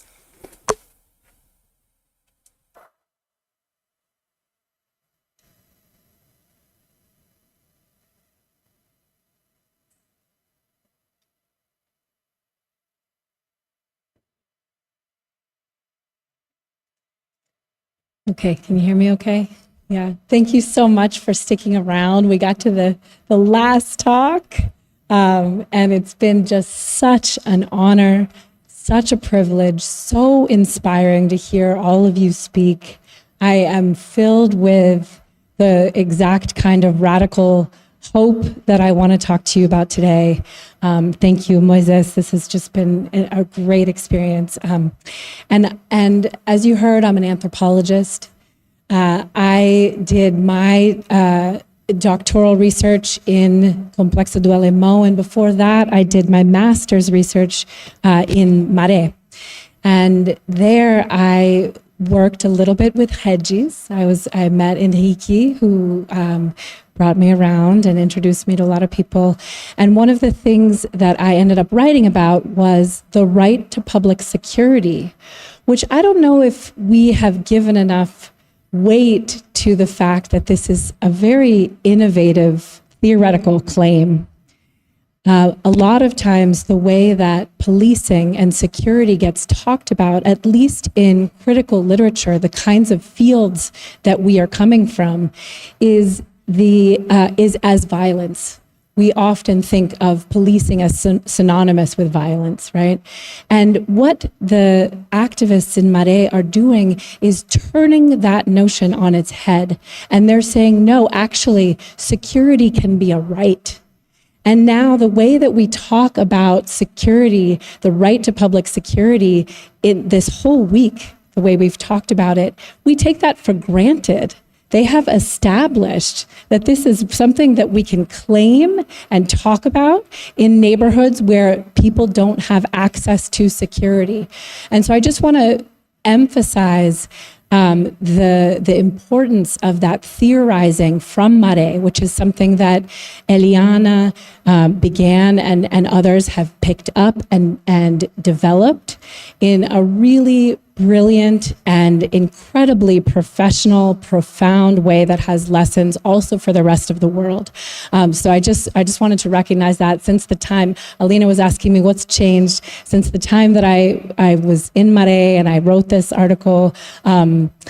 I think the work has just gotten deeper and better and more professional, and certainly data collection and numbers are part of that, but just a small part. And I think we've heard, Regis has infused this conversation throughout this week of not just the way that we collect data, but then the way that we use that data to make change and to affect public policy. And I think those are exactly the themes that are resonating throughout.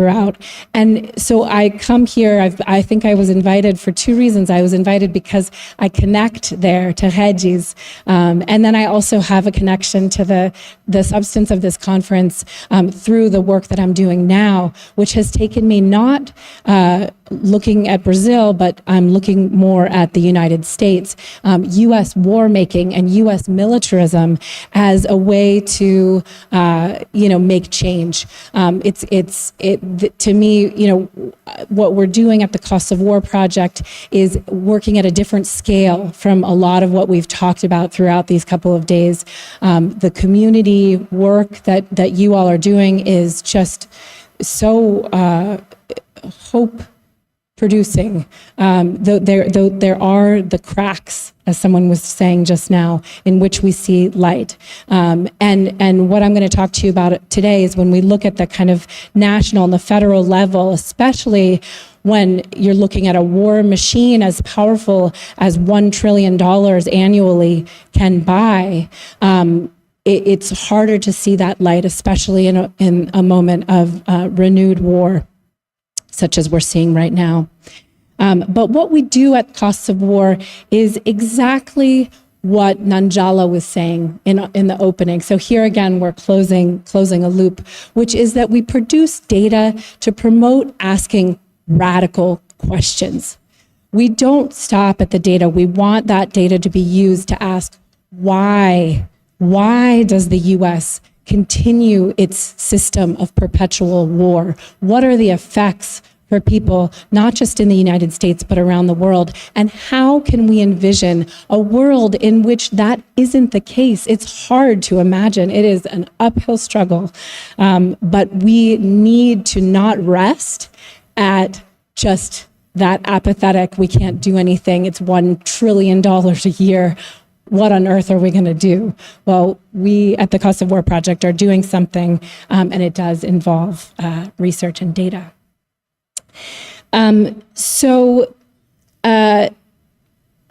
What we're doing, and again, I think this speaks to my a little bit of distance that I have. I'm an anthropologist. We are not trained to work with numbers. We keep numbers at a little bit of a distance because we're a field that's typically pretty skeptical of numbers. We're very aware of how they are situated and produced in political ways, and how they oftentimes hide more than they clarify.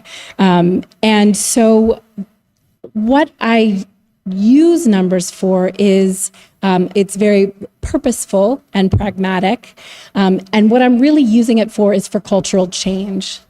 Okay, so I'll talk about how political economy goes with hand in hand with culture and cultural beliefs. But every time we put out data, what we're actually doing is speaking against a cultural myth. And this is a system, a cultural pillar of belief that we see in the United States of America that allows the system of militarism and perpetual war to continue unabated. Let me just make sure I can. Okay, so here's a definition of a myth. Myth as a social fact, right? Myths are ways that we try to shape a usable past to help in directing present actions and setting our future course. And what we are doing at Cost of War, we are in the work of breaking some of those myths that allow the system to continue as it is. One of the myths is that war is, and we've seen this constantly in President Trump's discourses and official discourses about the current war in Iran. War is quick. It's controllable, it's efficient, it's effective, right? These are discourses that we see a lot in the US. And so how do we break that? One of the ways that we've done so is through a map that I've put together of all the places in the world that the US is engaged in counterterrorism operations since 9/11. The last time I put this map together was in 2023. I'm going to be putting a new one together, of course, now. But it shows 78 countries. Okay, so I went to, for example, Foz do Iguaçu in southern Brazil at the border with Argentina and Paraguay, where since 9/11, there was an echo chamber that the international media and security agents created around the potential presence of Hezbollah and the fact that they were potentially raising money in the Triple Frontier region to send money to Hezbollah.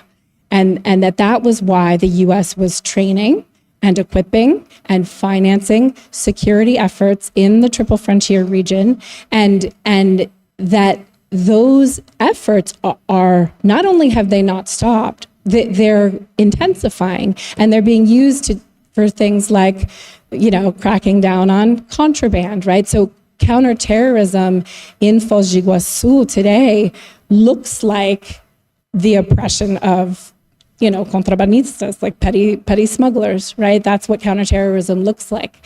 And so this map hints at the myriad ways that the logics of counterterrorism have been deployed and are continuing to have reverberating costs for people around the world in ways that we would least expect. Another myth about war is oftentimes that the people who die in war are soldiers. And this is a really important myth that we try to break.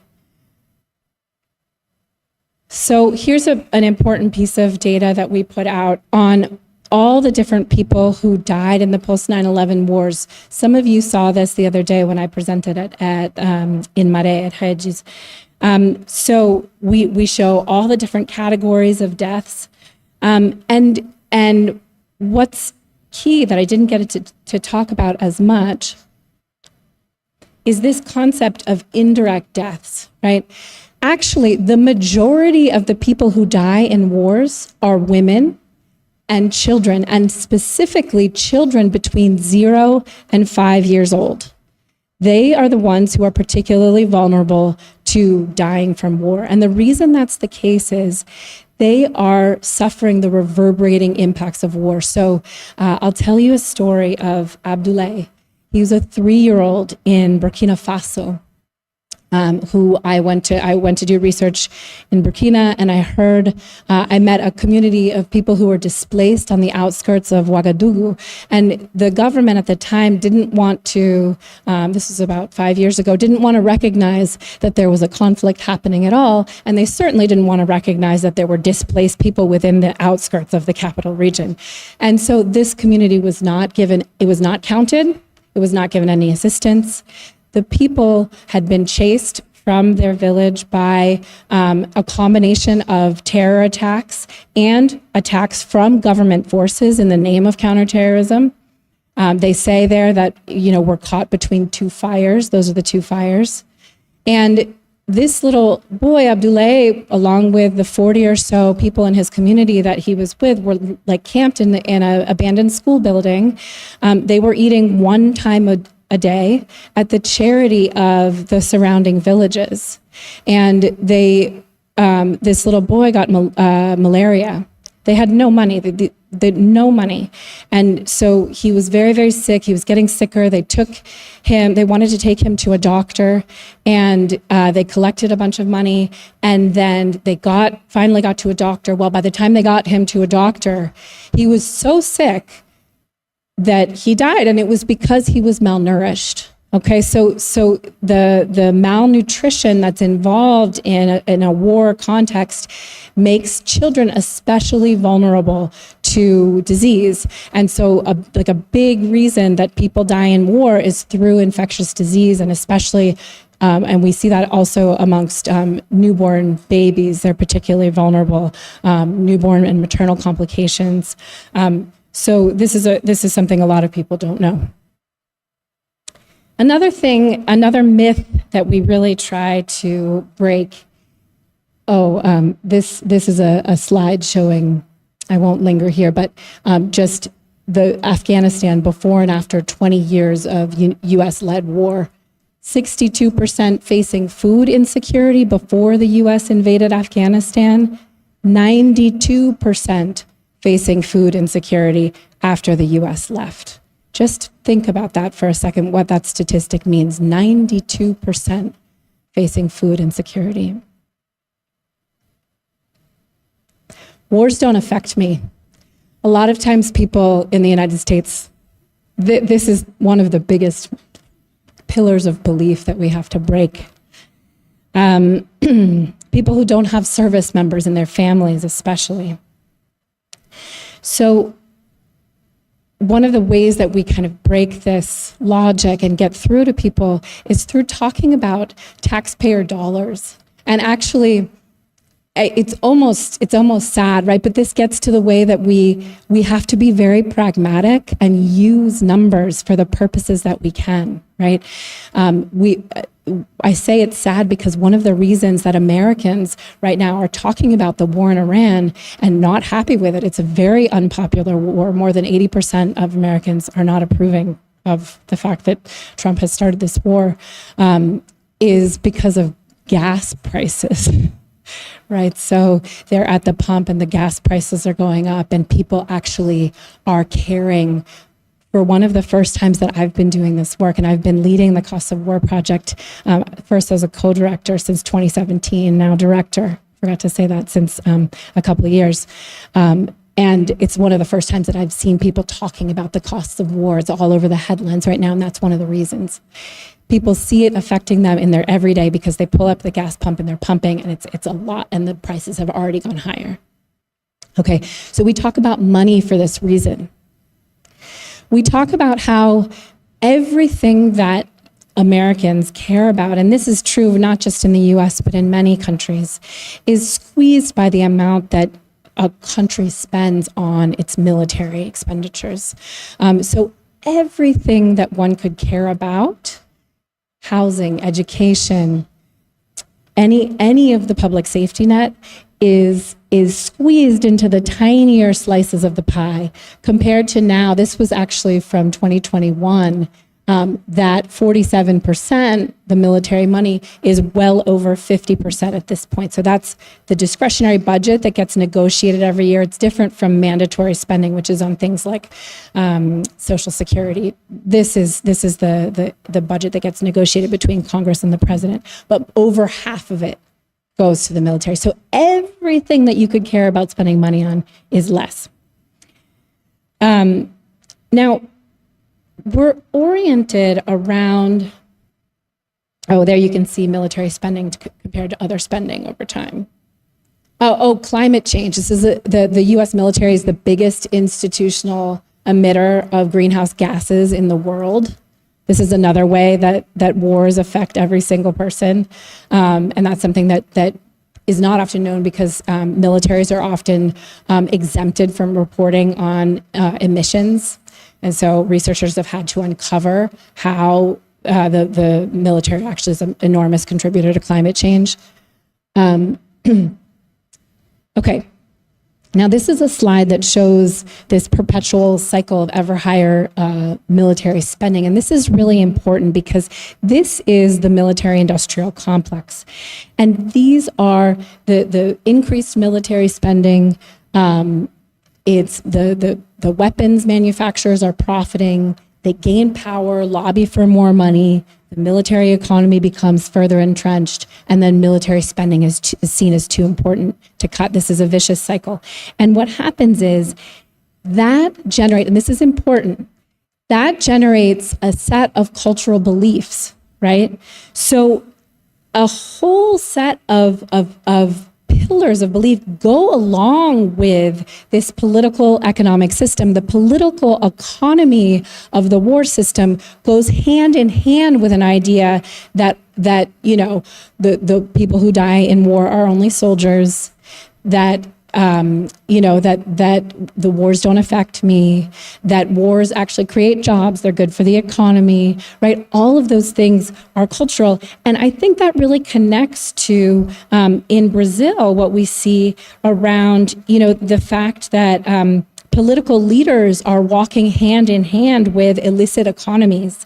And that political economy is accompanied by cultural beliefs that allow the police war on favela residents to continue with impunity. And these are things like bandido bom e bandido morte, right? The good criminal is the dead criminal. That's a common phrase that you hear here in Brazil. And it's not independent of the money. The money and the belief goes hand in hand, right? So basically, I think that when you view the data in conversation with the cultural beliefs and that in conversation with the money, that is the system that we're talking about here. It's not enough to shine light on the problems alone, and we have to work. We have to work with the belief that an alternative reality is possible and is indeed worth working for. So I'm getting to the concept of radical hope. Now, this is associated with scholar and activist Angela Davis. She wrote that for an authentic democracy to emerge, we must actually work for abolition democracy, the abolition of institutions that advance the dominance of any one group over any other. And this includes the right to be free from violence, right? There's the connection to the direito à segurança pública, the right to public security. Davis draws on the sociological theorist W.E.B. Du Bois in saying that abolition democracy, quote, is not only or not even primarily about abolition as a negative process of tearing down, but it's also about building up, about creating new institutions. And what I want to highlight here is the tension of ideas that are inherent in this conceptualization and that all of us in this room are working with. Right? It's a tension that's in the numbers, that's in the data. It's at the core of my work. And this is the duality of grief and hope, which we hold together throughout all of our work every day. The grief is what we know too well, what our data shows, the people that are killed, the costs of state violence. For me, this grief is incredibly alive right now. As I watch the US launch another war in Iran. And as we watch the killing, the imperial logics in official and elite narratives, it's incredibly depressing. So it's everything that I and many others in my community, in my movement, spend our lives working against, really. So how do I understand the meaning of hope in the midst of what, to me, feels like despair? This is not optimistic hope. This is radical hope. And Rebecca Solnit writes about it. She's a writer about activism. And she writes about it like this, and I wanted to share this quote with you. I meant to have that slide when I was talking about Angela Davis. It's important to say what hope is not. It is not the belief that everything was, is, or will be fine. The hope I'm interested in is about broad perspectives with specific possibilities, ones that invite or demand that we act. It's also not a sunny, everything is getting better narrative. You could call it an account of complexities and uncertainties with openings. Critical thinking without hope is cynicism, but hope without critical thinking is naivete, the Bulgarian writer Maria Popova recently remarked. And Patrisse Cullors, one of the founders of Black Lives Matter, early on described the movement's mission as to provide hope and inspiration for collective action, to build collective power, to achieve collective transformation, rooted in grief and rage, but pointed toward vision and dreams. It's a statement that acknowledges that grief and hope can coexist. And obviously this isn't something that we talk about all the time, but this is the underground river that is the current underneath all of our days in this room. We as scholars, as activists, we hold the complexity much better than policymakers and journalists are often able to do in their fields in order to make things actionable. We speak their language with numbers, but we know what we're doing. For me, the work of radical hope is the work of actually pragmatism. It's connecting the research to the people who can use it to make change. And just as we've been talking about today and these other days, research and data, it's not enough on its own to change anyone's minds or to make change on its own, but it's an essential, specific, narrow tool. Dissemination that we've heard talk about a little bit the previous day, and then today we heard a lot about more about through these art and the poetics. That's the work of radical hope. So one of the things, just to get a little bit more specific, that we do at Kosovo is we think about 3 key audiences. And we frame our research differently for each of these audiences. We have journalists, policymakers, and civil society. And oftentimes these feed into each other, these realms of action, movement, information and action. So this is key, and Jeffrey was asking me about this yesterday. We frame information differently for each of these different audiences. We actually hire consultants who write press releases for us to do outreach to journalists and editors in particular. We also have a different consultant who frames our research for Congress and who writes things in a way that policymakers can understand. And we do yet other kinds of framing and communications to communicate to civil society. And we actually know that different kinds of research will speak to different kinds of audiences, for better or worse. And we always think about the impact before we create the research, right? Those processes go hand in hand. So with journalists, we build relationships over time. We pitch exclusives, we write press releases, we help our contributors publish op-eds, we're active on Twitter and Blue Sky where reporters are. One example of impact that we've had, when we wrote a report after, this was a year after October 7th, 2023, when in the United States, it still wasn't very, it was still considered, how shall I say? It was. Let's just say it was hard to talk about the costs of U.S. support for Israeli war. And when we published, we got an exclusive in the Associated Press on this data. That article was republished more than 700 times in outlets all over the world because that data wasn't out there at that point.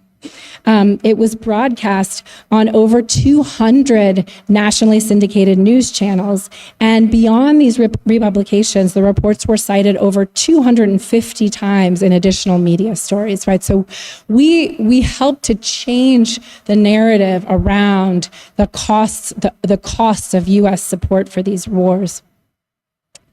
And what we do with Congress is we email congressional staff when we release new research. Sometimes we reach out to individual offices when we know a particular office has a role to play in a decision. We organize public webinars and briefings. We invite congressional staff to our meetings, sometimes in partnership with the Senate or congressional committees. And one of the things that I wanted to share with you was the way that Bernie Sanders, who is a progressive senator from Vermont, he cited cost of war figures on U.S. spending on military aid to Israel in his remarks and advocacy, trying to get the U.S. Congress to stop funding the war in Israel. So this was a really important moment of impact for us because, this really is getting close, even though Bernie wasn't successful. That's exactly what the sort of ways we want our research to be used. We also briefed the Senate Budget Committee about that research. Now, civil society, this is the realm that I think a lot of us have been talking about and dwelling in at this conference. So we share a lot of our work. Here is, it's a infographic. So a lot of our data is taken up by civil society and movement groups and used to generate data. So for example, this is a group that was looking at this myth about how military spending creates jobs. And they created this infographic to show that education, look at all those people, that creates way more jobs, healthcare, and then military down there. So that is kind of breaking this myth. But this wasn't something that we produced. This was something that an independent nonprofit group produced.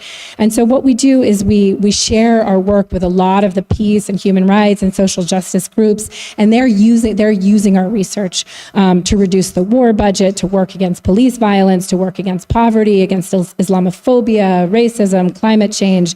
We run webinars, we send emails, we do social media.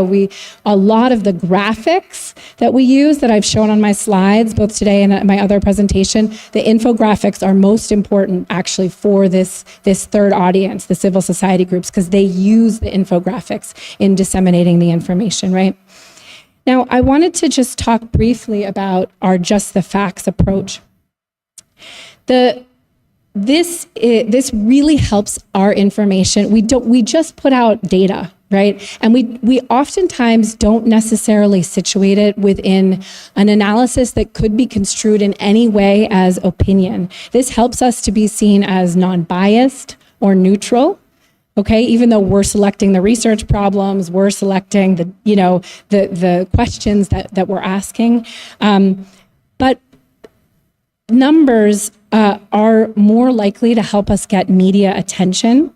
And so we use these very pragmatically to draw attention to issues that otherwise wouldn't be seen, just as with the Gaza information. And those, it's really important that the information is used across the political spectrum, right? So we see groups on the right using our data as well. And there's a lot of ways that they've used that data. There's actually a conservative movement within the United States to reduce U.S. interventionism abroad, and to keep the U.S. acting closer to home, which is in line with the costs of war, right? So there's ways that movements on the right have used our data as well.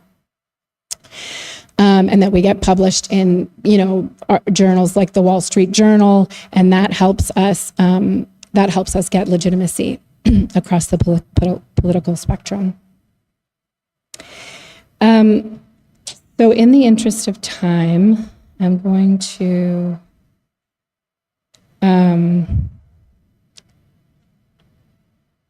skip ahead a little bit.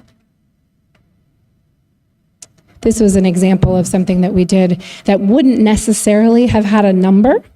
This is the issue. This is speaking to the mental health crisis we see in the U.S. Armed Forces, and the fact that 4 times as many service members died by suicide than in combat during the post 9/11 wars. This is a project that I worked with a researcher. He was a religious studies PhD student when we published this research. And it wasn't until the very last stages of the research process that we actually were able to generate a number for this. We said, it was like in copy editing, and we were like, don't you think you could come up with a number of how many suicides there have been? And he could. He did. And that helped the fact that we were able to generate, it's quite a striking figure, 4 times as many, was able to get headlines. And he then was able to go to Congress, and he was called to speak and testify in front of congressional committees. So that really helped us get visibility to that issue. I'd like to talk just briefly about the paradigms used to challenge the war system. I think this also really speaks to all of our work in this room. Now, what we see is that when there are critiques of the war system, they're done with three kinds of logics.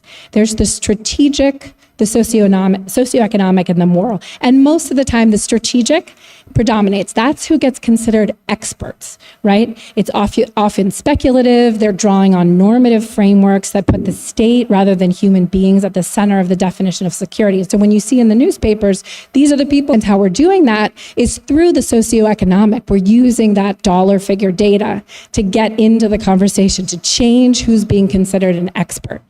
And in doing so, we bring in the moral, right? We talk about human life. We talk about 3-year-old Abdoulaye in Burkina Faso and how he's been doubly, triply, how many times uncounted in an understanding of the costs of war.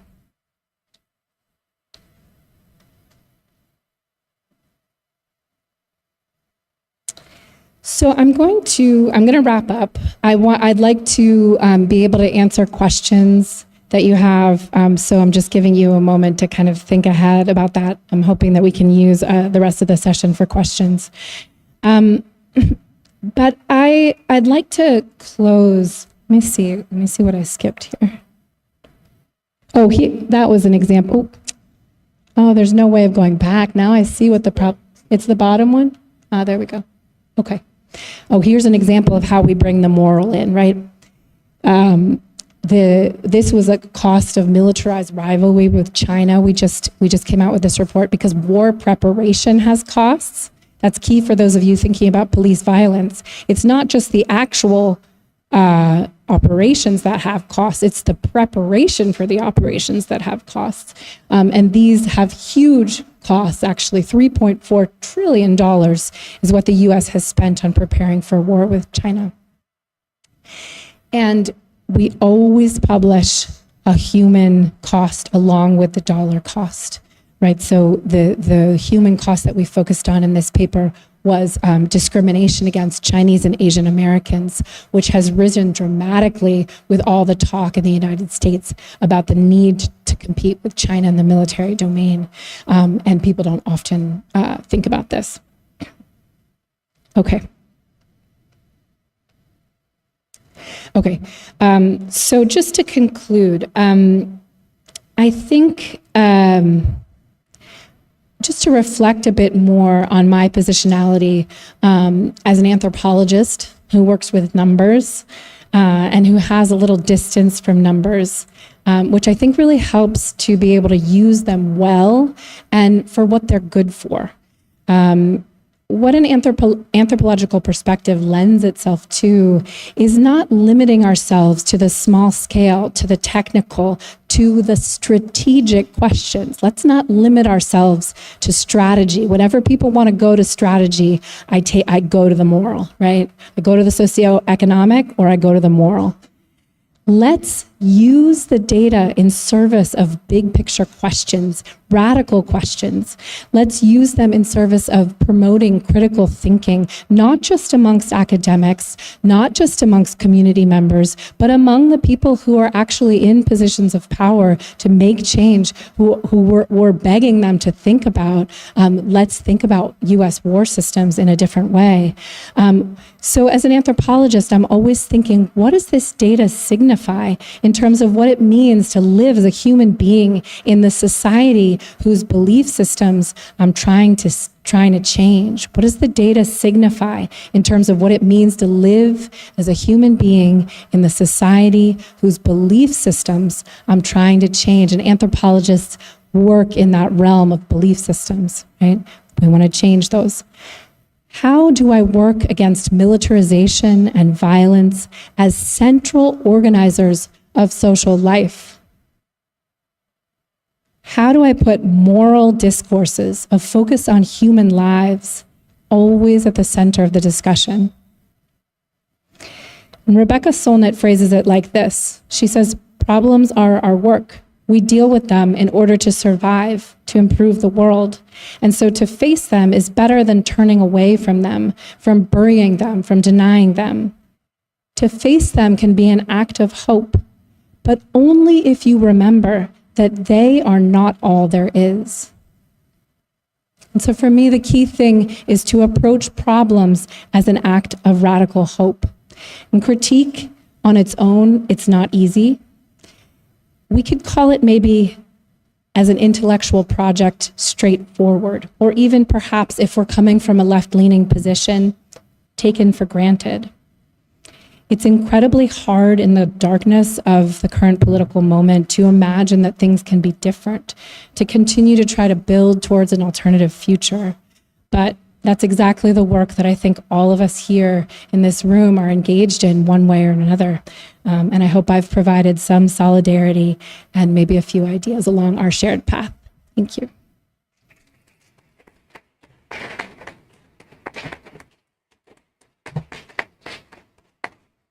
Thank you. Thank you very much, Stephanie, for this very interesting keynote. I want to just highlight a few things that I think stand out. I really appreciate how you unpack the different dimensions behind the idea of costs, right? Sorry? Okay. How your research unpacks the different dimensions underlying the idea of costs, and then through that kind of implode several of the commonplace myths that that they help sustain otherwise. So one of the things I was thinking alongside your kind of multidimensionality of the idea of costs is that ultimately it also opens up into a broader perhaps conversation about the idea of value, right? How costs ultimately embed specific or distinct values in them. So they ultimately raise also this question about the politics of value, which, connecting to our conference, also underlie all forms of counting, right? So the politics of evidence, in other words, or the politics of evidence making is really ultimately a politics of value. If we draw from the different sessions we had so far in this conference. So we count what we value, right? And we don't count, or we stop counting that which we don't see value in, or perhaps that we don't want to see, right? But we also, I think the panels throughout the conference also raised the question of how do we count ultimately? How do we make that politics of value matter? What makes it into data ultimately, right? How does that process happen? What sorts of methodologies do we use? But broadly, also, what's at stake here, right? So the work of valuing, of deciding, of rendering visible and invisible at once. So I think that what I'm getting at is that the way that costs are measured ultimately also, and you show this, I think, reflect deep structural imbalances as well. If you look at the graph, the table that you showed about the different lives lost, and how that reveals the different numbers in different contexts, right? The different values that ultimately are associated with the politics of who lives and who dies, right? And what sort of work, political work, that kind of number might also be doing in our current political and economic climate, right? So it's a question ultimately of what's the worth and what's the weight of each life that's lost, and those are not the different lives that are lost on different fronts, in different countries, in different places, they are not seen as equal necessarily, right? And I think the different numbers have the power to also illustrate those structural inequalities that underlie who is killed, under what conditions our lives rendered a number visible or invisible. So if you have any more thoughts perhaps on that as well. And the second point, I also want to open to the audience. I don't want to monopolize the word here, but the second point I think is also kind of like stands out, and then connecting it to your prior research. Because your earlier work in Maré as well shows that communities have long lived, perhaps with this principle of the unequal weight of lives, and whose lives actually matter, whose life become visible through numbers and through activism and advocacy, in a context where security is experienced both as a violence and as a right, as your own research makes clear. So in that sense, people in a way are already viscerally aware of the costs of their existence, and often navigate this fraud environment through ambivalence, like your own research also shows, through distance or selective engagement with institutions to preserve a sense of well-being of citizenship, as your prior research shows.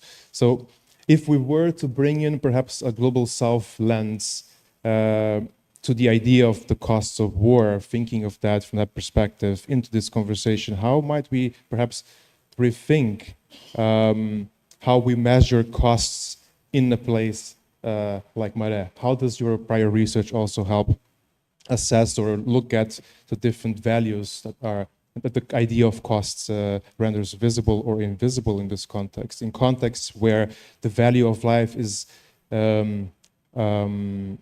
not something that the data reveals, but something that people already live on an everyday basis and contest on an everyday basis through their activisms and through their survival ultimately as well. So what does the measuring of costs add here as well? How would you think about that as well in that context? Yeah, those were my 2 cents in a way. Great. I don't know if you want to reply or offer some I would thoughts love right to. now. Or, Is that okay? Because your questions are inspiring, which is, I can say for this whole week, the questions are so inspiring. They're making me think in new ways, and I really love your questions, Moises. I mean, you're absolutely right, and I think one of the great examples of where we see the embedding of value judgments is I haven't actually seen a lot of it this week, has been in talk of budgets, right? I know Jeffrey has studied participatory budgeting, but budgeting, if you follow the money, you understand state violence better. And so what happens is, I'll give you an example of how this connects with these deep questions of value and the worth of life, the worth that is given to life. Okay, one of them is that we in the United States, there's never any talk anymore about how U.S. taxpayers are going to pay for war. Because ever since 9/11, they have been put on a credit card. They're deficit spending. It's borrowing that has paid for war, to the point where now, when President Trump invades Iran and bombs Iran, the question is not how are we going to pay for this. It's how much is it going to cost. The assumption is that we can pay for it because it's cha-ching credit card, right? So what happens when people use President Truman, President Johnson during in the Vietnam War and the Korean Wars, they talked a lot about how the US was going to pay for war. And what that meant was that people were forced to have discussions about whether or not they should be at war, right? When it's put on a credit card, you do away with that conversation. And what that's done is that political leaders have stopped thinking or talking or even bowing, even paying lip service to the fact that it is our children who have to pay for war, right? And this to me is a spiritual question. When on earth did we stop thinking that it was important to think about the world that our children is going to inherit, right? The trillions in debt that we're going to pass down to them because of the war system, and that is a way that kind of like I think it's a deep spiritual question about that sense of responsibility of one generation to another, is completely obliterated and obscured in something that seems like a mundane thing, which is deficit spending, right? So another thing in the budget that I think when you include even in a category that sounds boring, like the budget, you can test the categories that are counted, and you say it's not just what the Department of Defense is spending; it's also the fact that you have to pay for the care for the veterans of the wars, and you have to pay for interest on the war debt. Right? We estimated that. The Pentagon estimated to spend about $1 trillion on the war in Afghanistan over 20 years. Our estimate was that we as a country spent about $2 trillion. And when President Biden withdrew US troops from Afghanistan after 20 years of war, he did not cite the Pentagon. He did not cite the Department of Defense numbers. He said researchers from Brown University say that this war has cost $2 trillion. And in so doing, he was not just citing a number, he was also citing a whole argument about what it is that goes into a country being at war and choosing to be at war for 20 years. He was actually explaining the categories that go into a number. And so I think it's really important to remember that the budget can speak to a country's value systems in a really, really deep and profound way. And I think that your point about when you said that about how our questions are getting to whose lives count, whose lives matter to be counted, you're getting to, I think, the heart of why I do my work. And I hadn't quite even articulated it in that way before, so I thank you for that. But I think it is just this kind of a real claim that all human lives are equal, and we grieve over all of them, and their the families of the dead are among those that we grieve for. And so I think everything that I spoke about in my talk, all the work that we do, is centrally has to do with that really important thing. And I think that I think in the United States, as the kind of one of the world's global hegemonic powers, that's not taken for granted in the way that it is probably for every single one of us sitting in this room, who all share in this passionate belief that every human life matters equally. But I think that is not something that, when you're in the position of privilege, you have to confront. And so I think, again, that's something that our research is kind of forcing people to confront again and again and again, and we're going to have to do it, and often, right? Because just as Nanjala was saying, she talked about this as a generational struggle. It's not like, I don't think we can tear down this political economic system that goes with these entrenched systems of pillars of belief overnight, or even necessarily in my generation. But once upon a time, there were activists working against slavery, right? And they were considered radicals, and they were considered crazy. And then eventually they did succeed in their struggle. And it was a multi-generational struggle, right? So we have to be bold enough to have a vision where we can say to the United States government, every life matters. Every life is worth struggling for. We can't not say that to the US government in a way that they can hear, So, and I think to translate this to the global South, one of the things that I said to Moises was, I am just so honored to be part of a conversation that's based in the Global South, that's using Brazil as the privileged place to think in theoretically really innovative, rich, profound ways about data and social change and the power of research. And I think the translation is multiple. I could have probably like hours of conversation around the costs that we've identified at the Cost of War project and how those would translate into the context of the favelas and the work that Regis does around public security. I think one of the kind of interesting categories to think with is this category on our chart of militant groups, right? I got the question actually from Regis the other day after I gave a talk there about how, like, the parallels between discourses about terrorists and discourses about criminals in Rio. And I think that it is really important to draw out the parallels in the ways that the state needs an enemy in order for militarism to continue and for war making to be justified.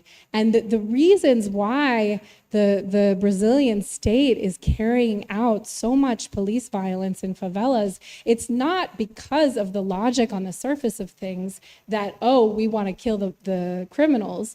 It's because of these like deeply entrenched, racialized, class-based, all the different place-based layers of prejudice and discrimination that mean that in the worldviews of those who govern, certain lives matter less. And what Regis is doing is working against that. And that includes the fact that those people who have chosen up to take up arms, to take up guns, to fight for, fight in their rage against the inequality of the structural injustices that they grew up in, are people too, right? And that doesn't justify violence. I am not saying that at all.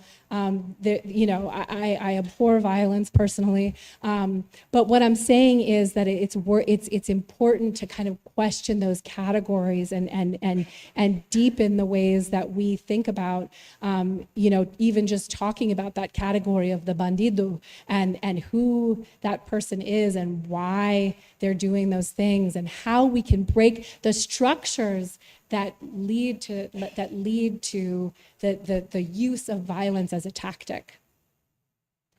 Thank you so much, Stephanie. I'll now open the floor for questions from the audience. Alina will circulate the microphone, I think, right? Or who else? Tem perguntas na plateia? Do you have questions? Uma por uma, ou temos mais? Should we answer one by one, or should we gather the questions? We have 2, 3.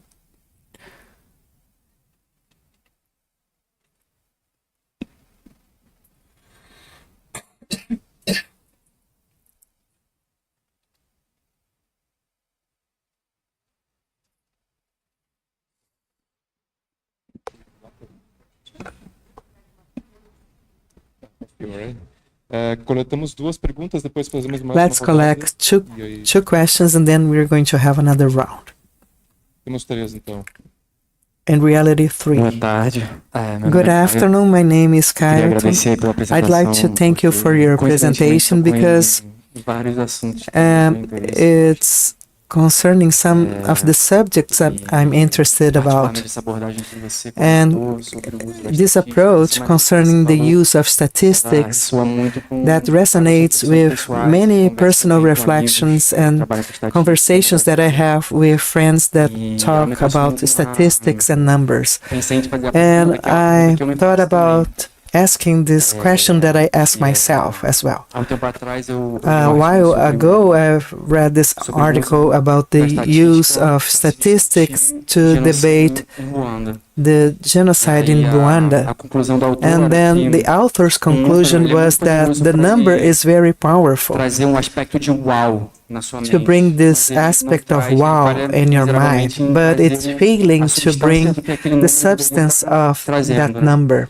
That was a topic that Aniele brought, and it has to do with this question, which is, we know how to bring the substance using arts, but as a scholar and working in academia, how can you bring this substance to your academic text?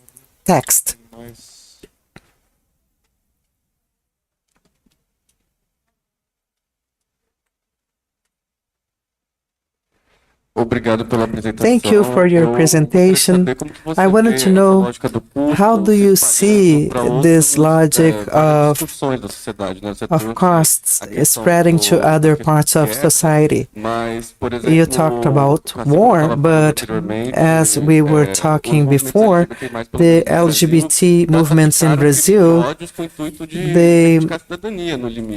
they classified hatred crime to talk about citizenship, but in terms of absence of impact on IBGE, you see initiatives by the World Bank launching a research consortium that will calculate the cost of LGBT phobia for the public coffers. So there's this movement saying, well, we have this targeted death, and this is going to bring costs to the public coffers. So we must raise a lot of money so that we can matter with citizenship. So how do you see this logic spreading to other social sectors? How many questions?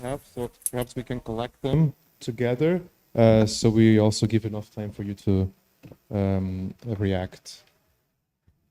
Eu queria, partindo pouco de uma pergunta que foi feita antes também. Based on this previous question concerning the citizen-generated data and how it's going to change things, because we see the works by Redes da Maré concerning violence, and we ask ourselves, how can that impact public policies? And that has a direct relation with the slides, especially when we think about the military industry games.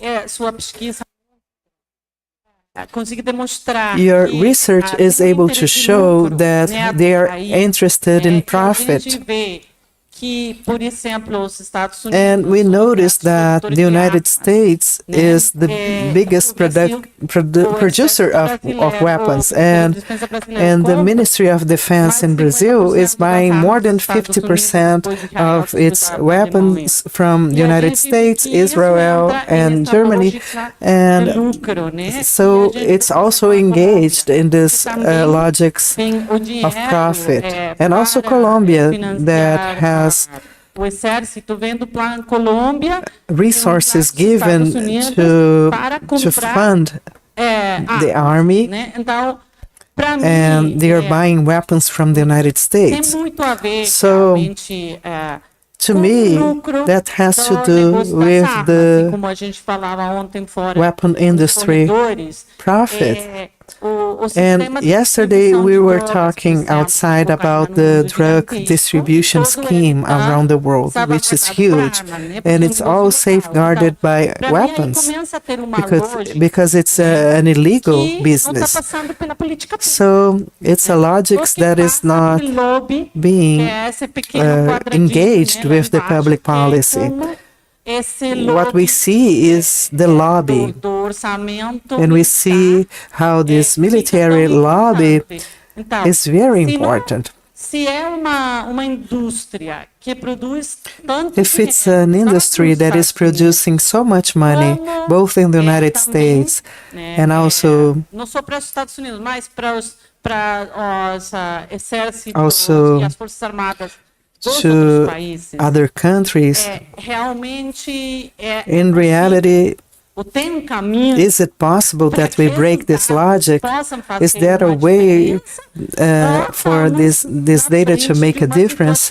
Or are we facing a situation that we cannot solve? Because I work with the political reform of drugs. So we want to end prohibition, and that is concerning international policy, not national policy. em termos If you could conclude your question. sim, tá, eu já fiz a pergunta. Yes, this is the question. Thank you. Sorry. Any other question?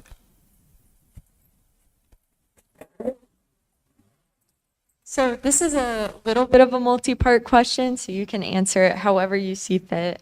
So these areas that face this really consistent large-scale violence also tend to have, these very large populations of youth who are very vulnerable to radicalization because of the amount of violence that they've witnessed, and that in turn leads to more bloodshed. And you did kind of allude to this.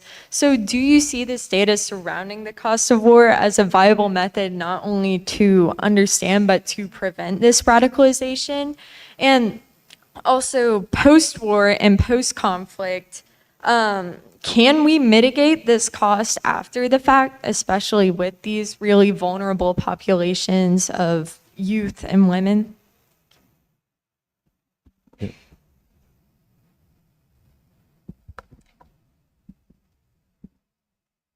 Should I, maybe I'll start answering.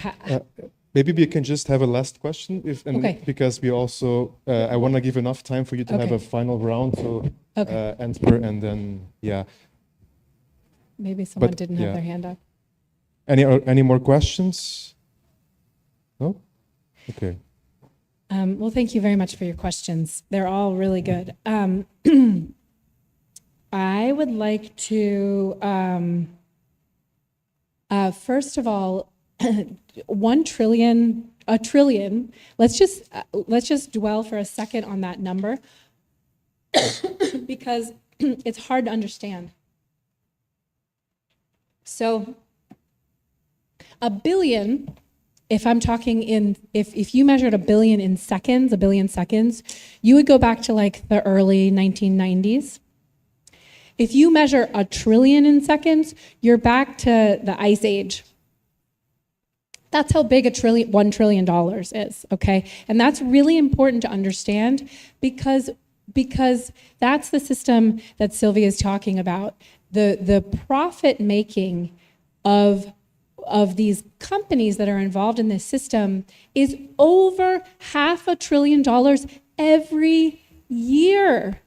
Right? Halfway back to the Ice Age, every year. So they're making like, something like over $500 billion in profits from this system. I know, it's insane. So how do you break this system, right? Because that's what I'm talking about. Like, that's the enormity of the problem that we're confronting. And that is directly translated into political power. And that's, I think, why it was important for me to talk about this as a multi-generational struggle, because it's not something that we're gonna break overnight. And what it's happening at, and this is the brilliance of the conference. This conference, a lot of what you're saying is like, Brian was saying the other day, like you drill down. That's where the stories of hope and the cracks are. Well, that same thing is happening in the United States at the local level. So, for example, like the most minute details of how a particular plane, like a plane called the F-35 warplane is built. It's built actually with parts that are manufactured in 45 out of 50 US states. So the weapons manufacturers have been very smart about entrenching themselves in local economies throughout the country, and that's one reason they have so much power. But there is equally activism happening at state and even community levels against the local plant. And there are successes at that level. So it really is about bringing things down to the local and to the community. There are local journalists. Everyone talks about how journalism is dying. Well, actually, there's a lot of local community newspapers who are writing about the local industrial manufacturing plant, because that directly impacts their lives. It's a source of jobs, but it's also a source of abuses. It's a really toxic work environment to work for a submarine manufacturing company if you're a Black woman, right? So there's people who are working against those sorts of injustices, and they are the ones who are kind of putting the chinks in the armor. At the national level, that's where my talk of despair comes in, honestly, because it's harder to see things move.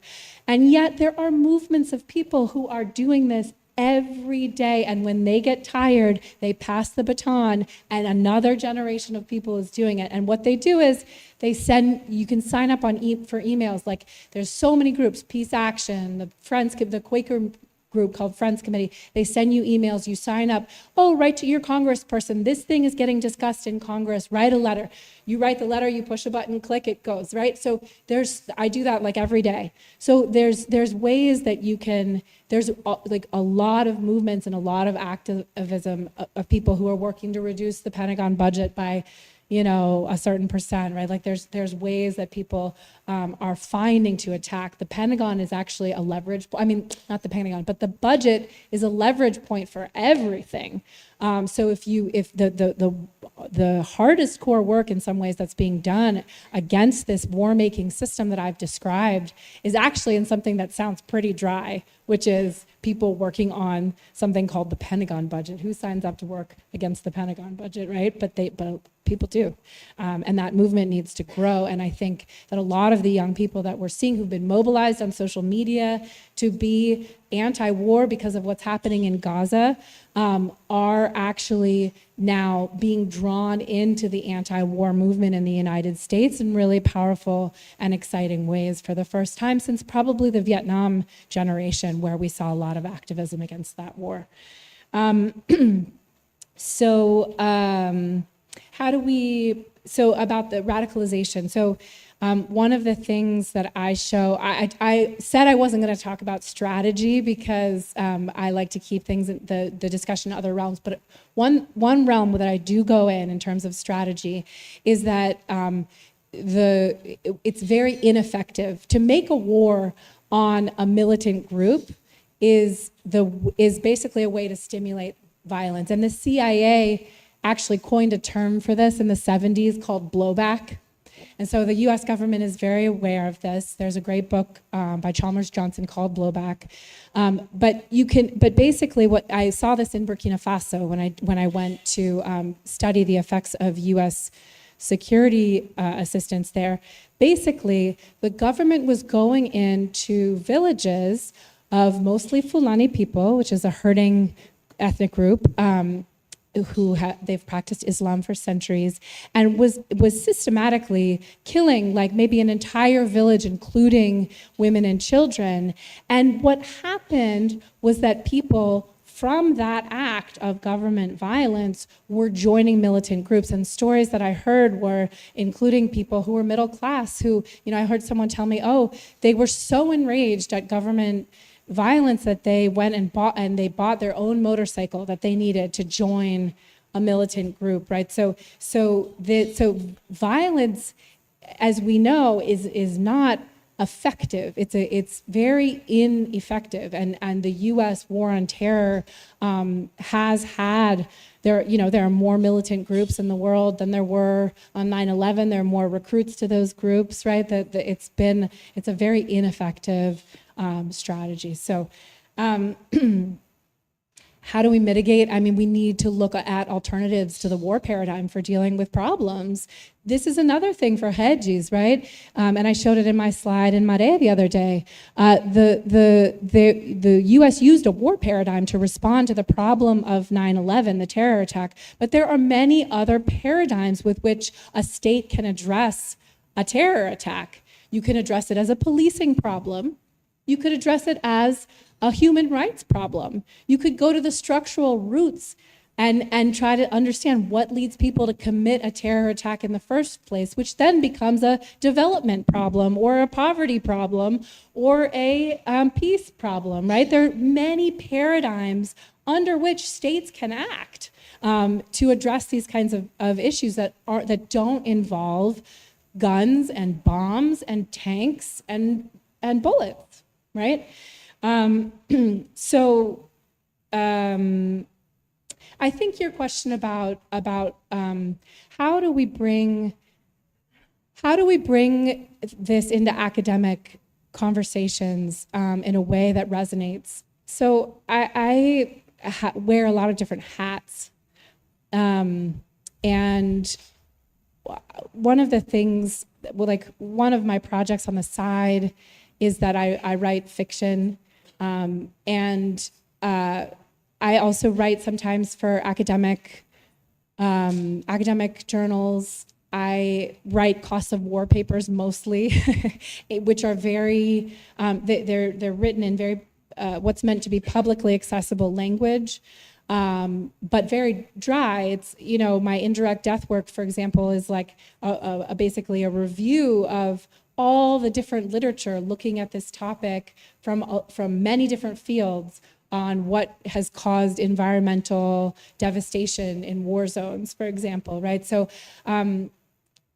I think about this very much in terms of audience, and that's what goes back to what I said is when I think about radical hope and implementing radical hope, I'm a pragmatist at heart, because I think very carefully about audience before I ever start drafting whatever it is that I'm writing. And so those art pieces that we heard about this morning, Shema's project, the others, art is so, it moves you. You remember it because it calls up an emotional response. And I think that storytelling can do that as well, right? But the data that I presented today, this kind of dry on the surface data, this just the facts data, right? This just the facts approach, that's my activist self. That's my activist hat. We need to have ways to think about not doing everything in every piece that we do, because then we end up writing something that nobody's gonna read. So that's my answer to that question, is just that think carefully about the piece that you're writing and actually what it's going to do in the world. What social change is that piece of writing going to make? Is it going to contribute to theory? A lot of times that's what academics do, and that's why I've kind of moved out of the traditional academic space, and my work as a public scholar is meant to publish public scholarship for people, but my audience is not other anthropologists. And so I've had to kind of give that up, right, a little bit. So that's a partial answer to that question. And I think your question is about trade-offs.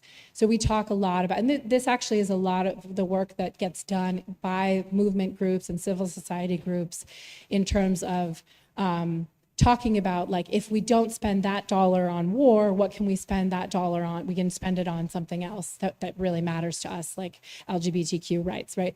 And so it's the job of the movements and the groups that are working in those spaces to make that translation. And one of the things I'm constantly, not always successfully trying to do, is to bring the issue of war spending in intersectional conversations, right? So that I think it's Vera, right, who cares about the environment.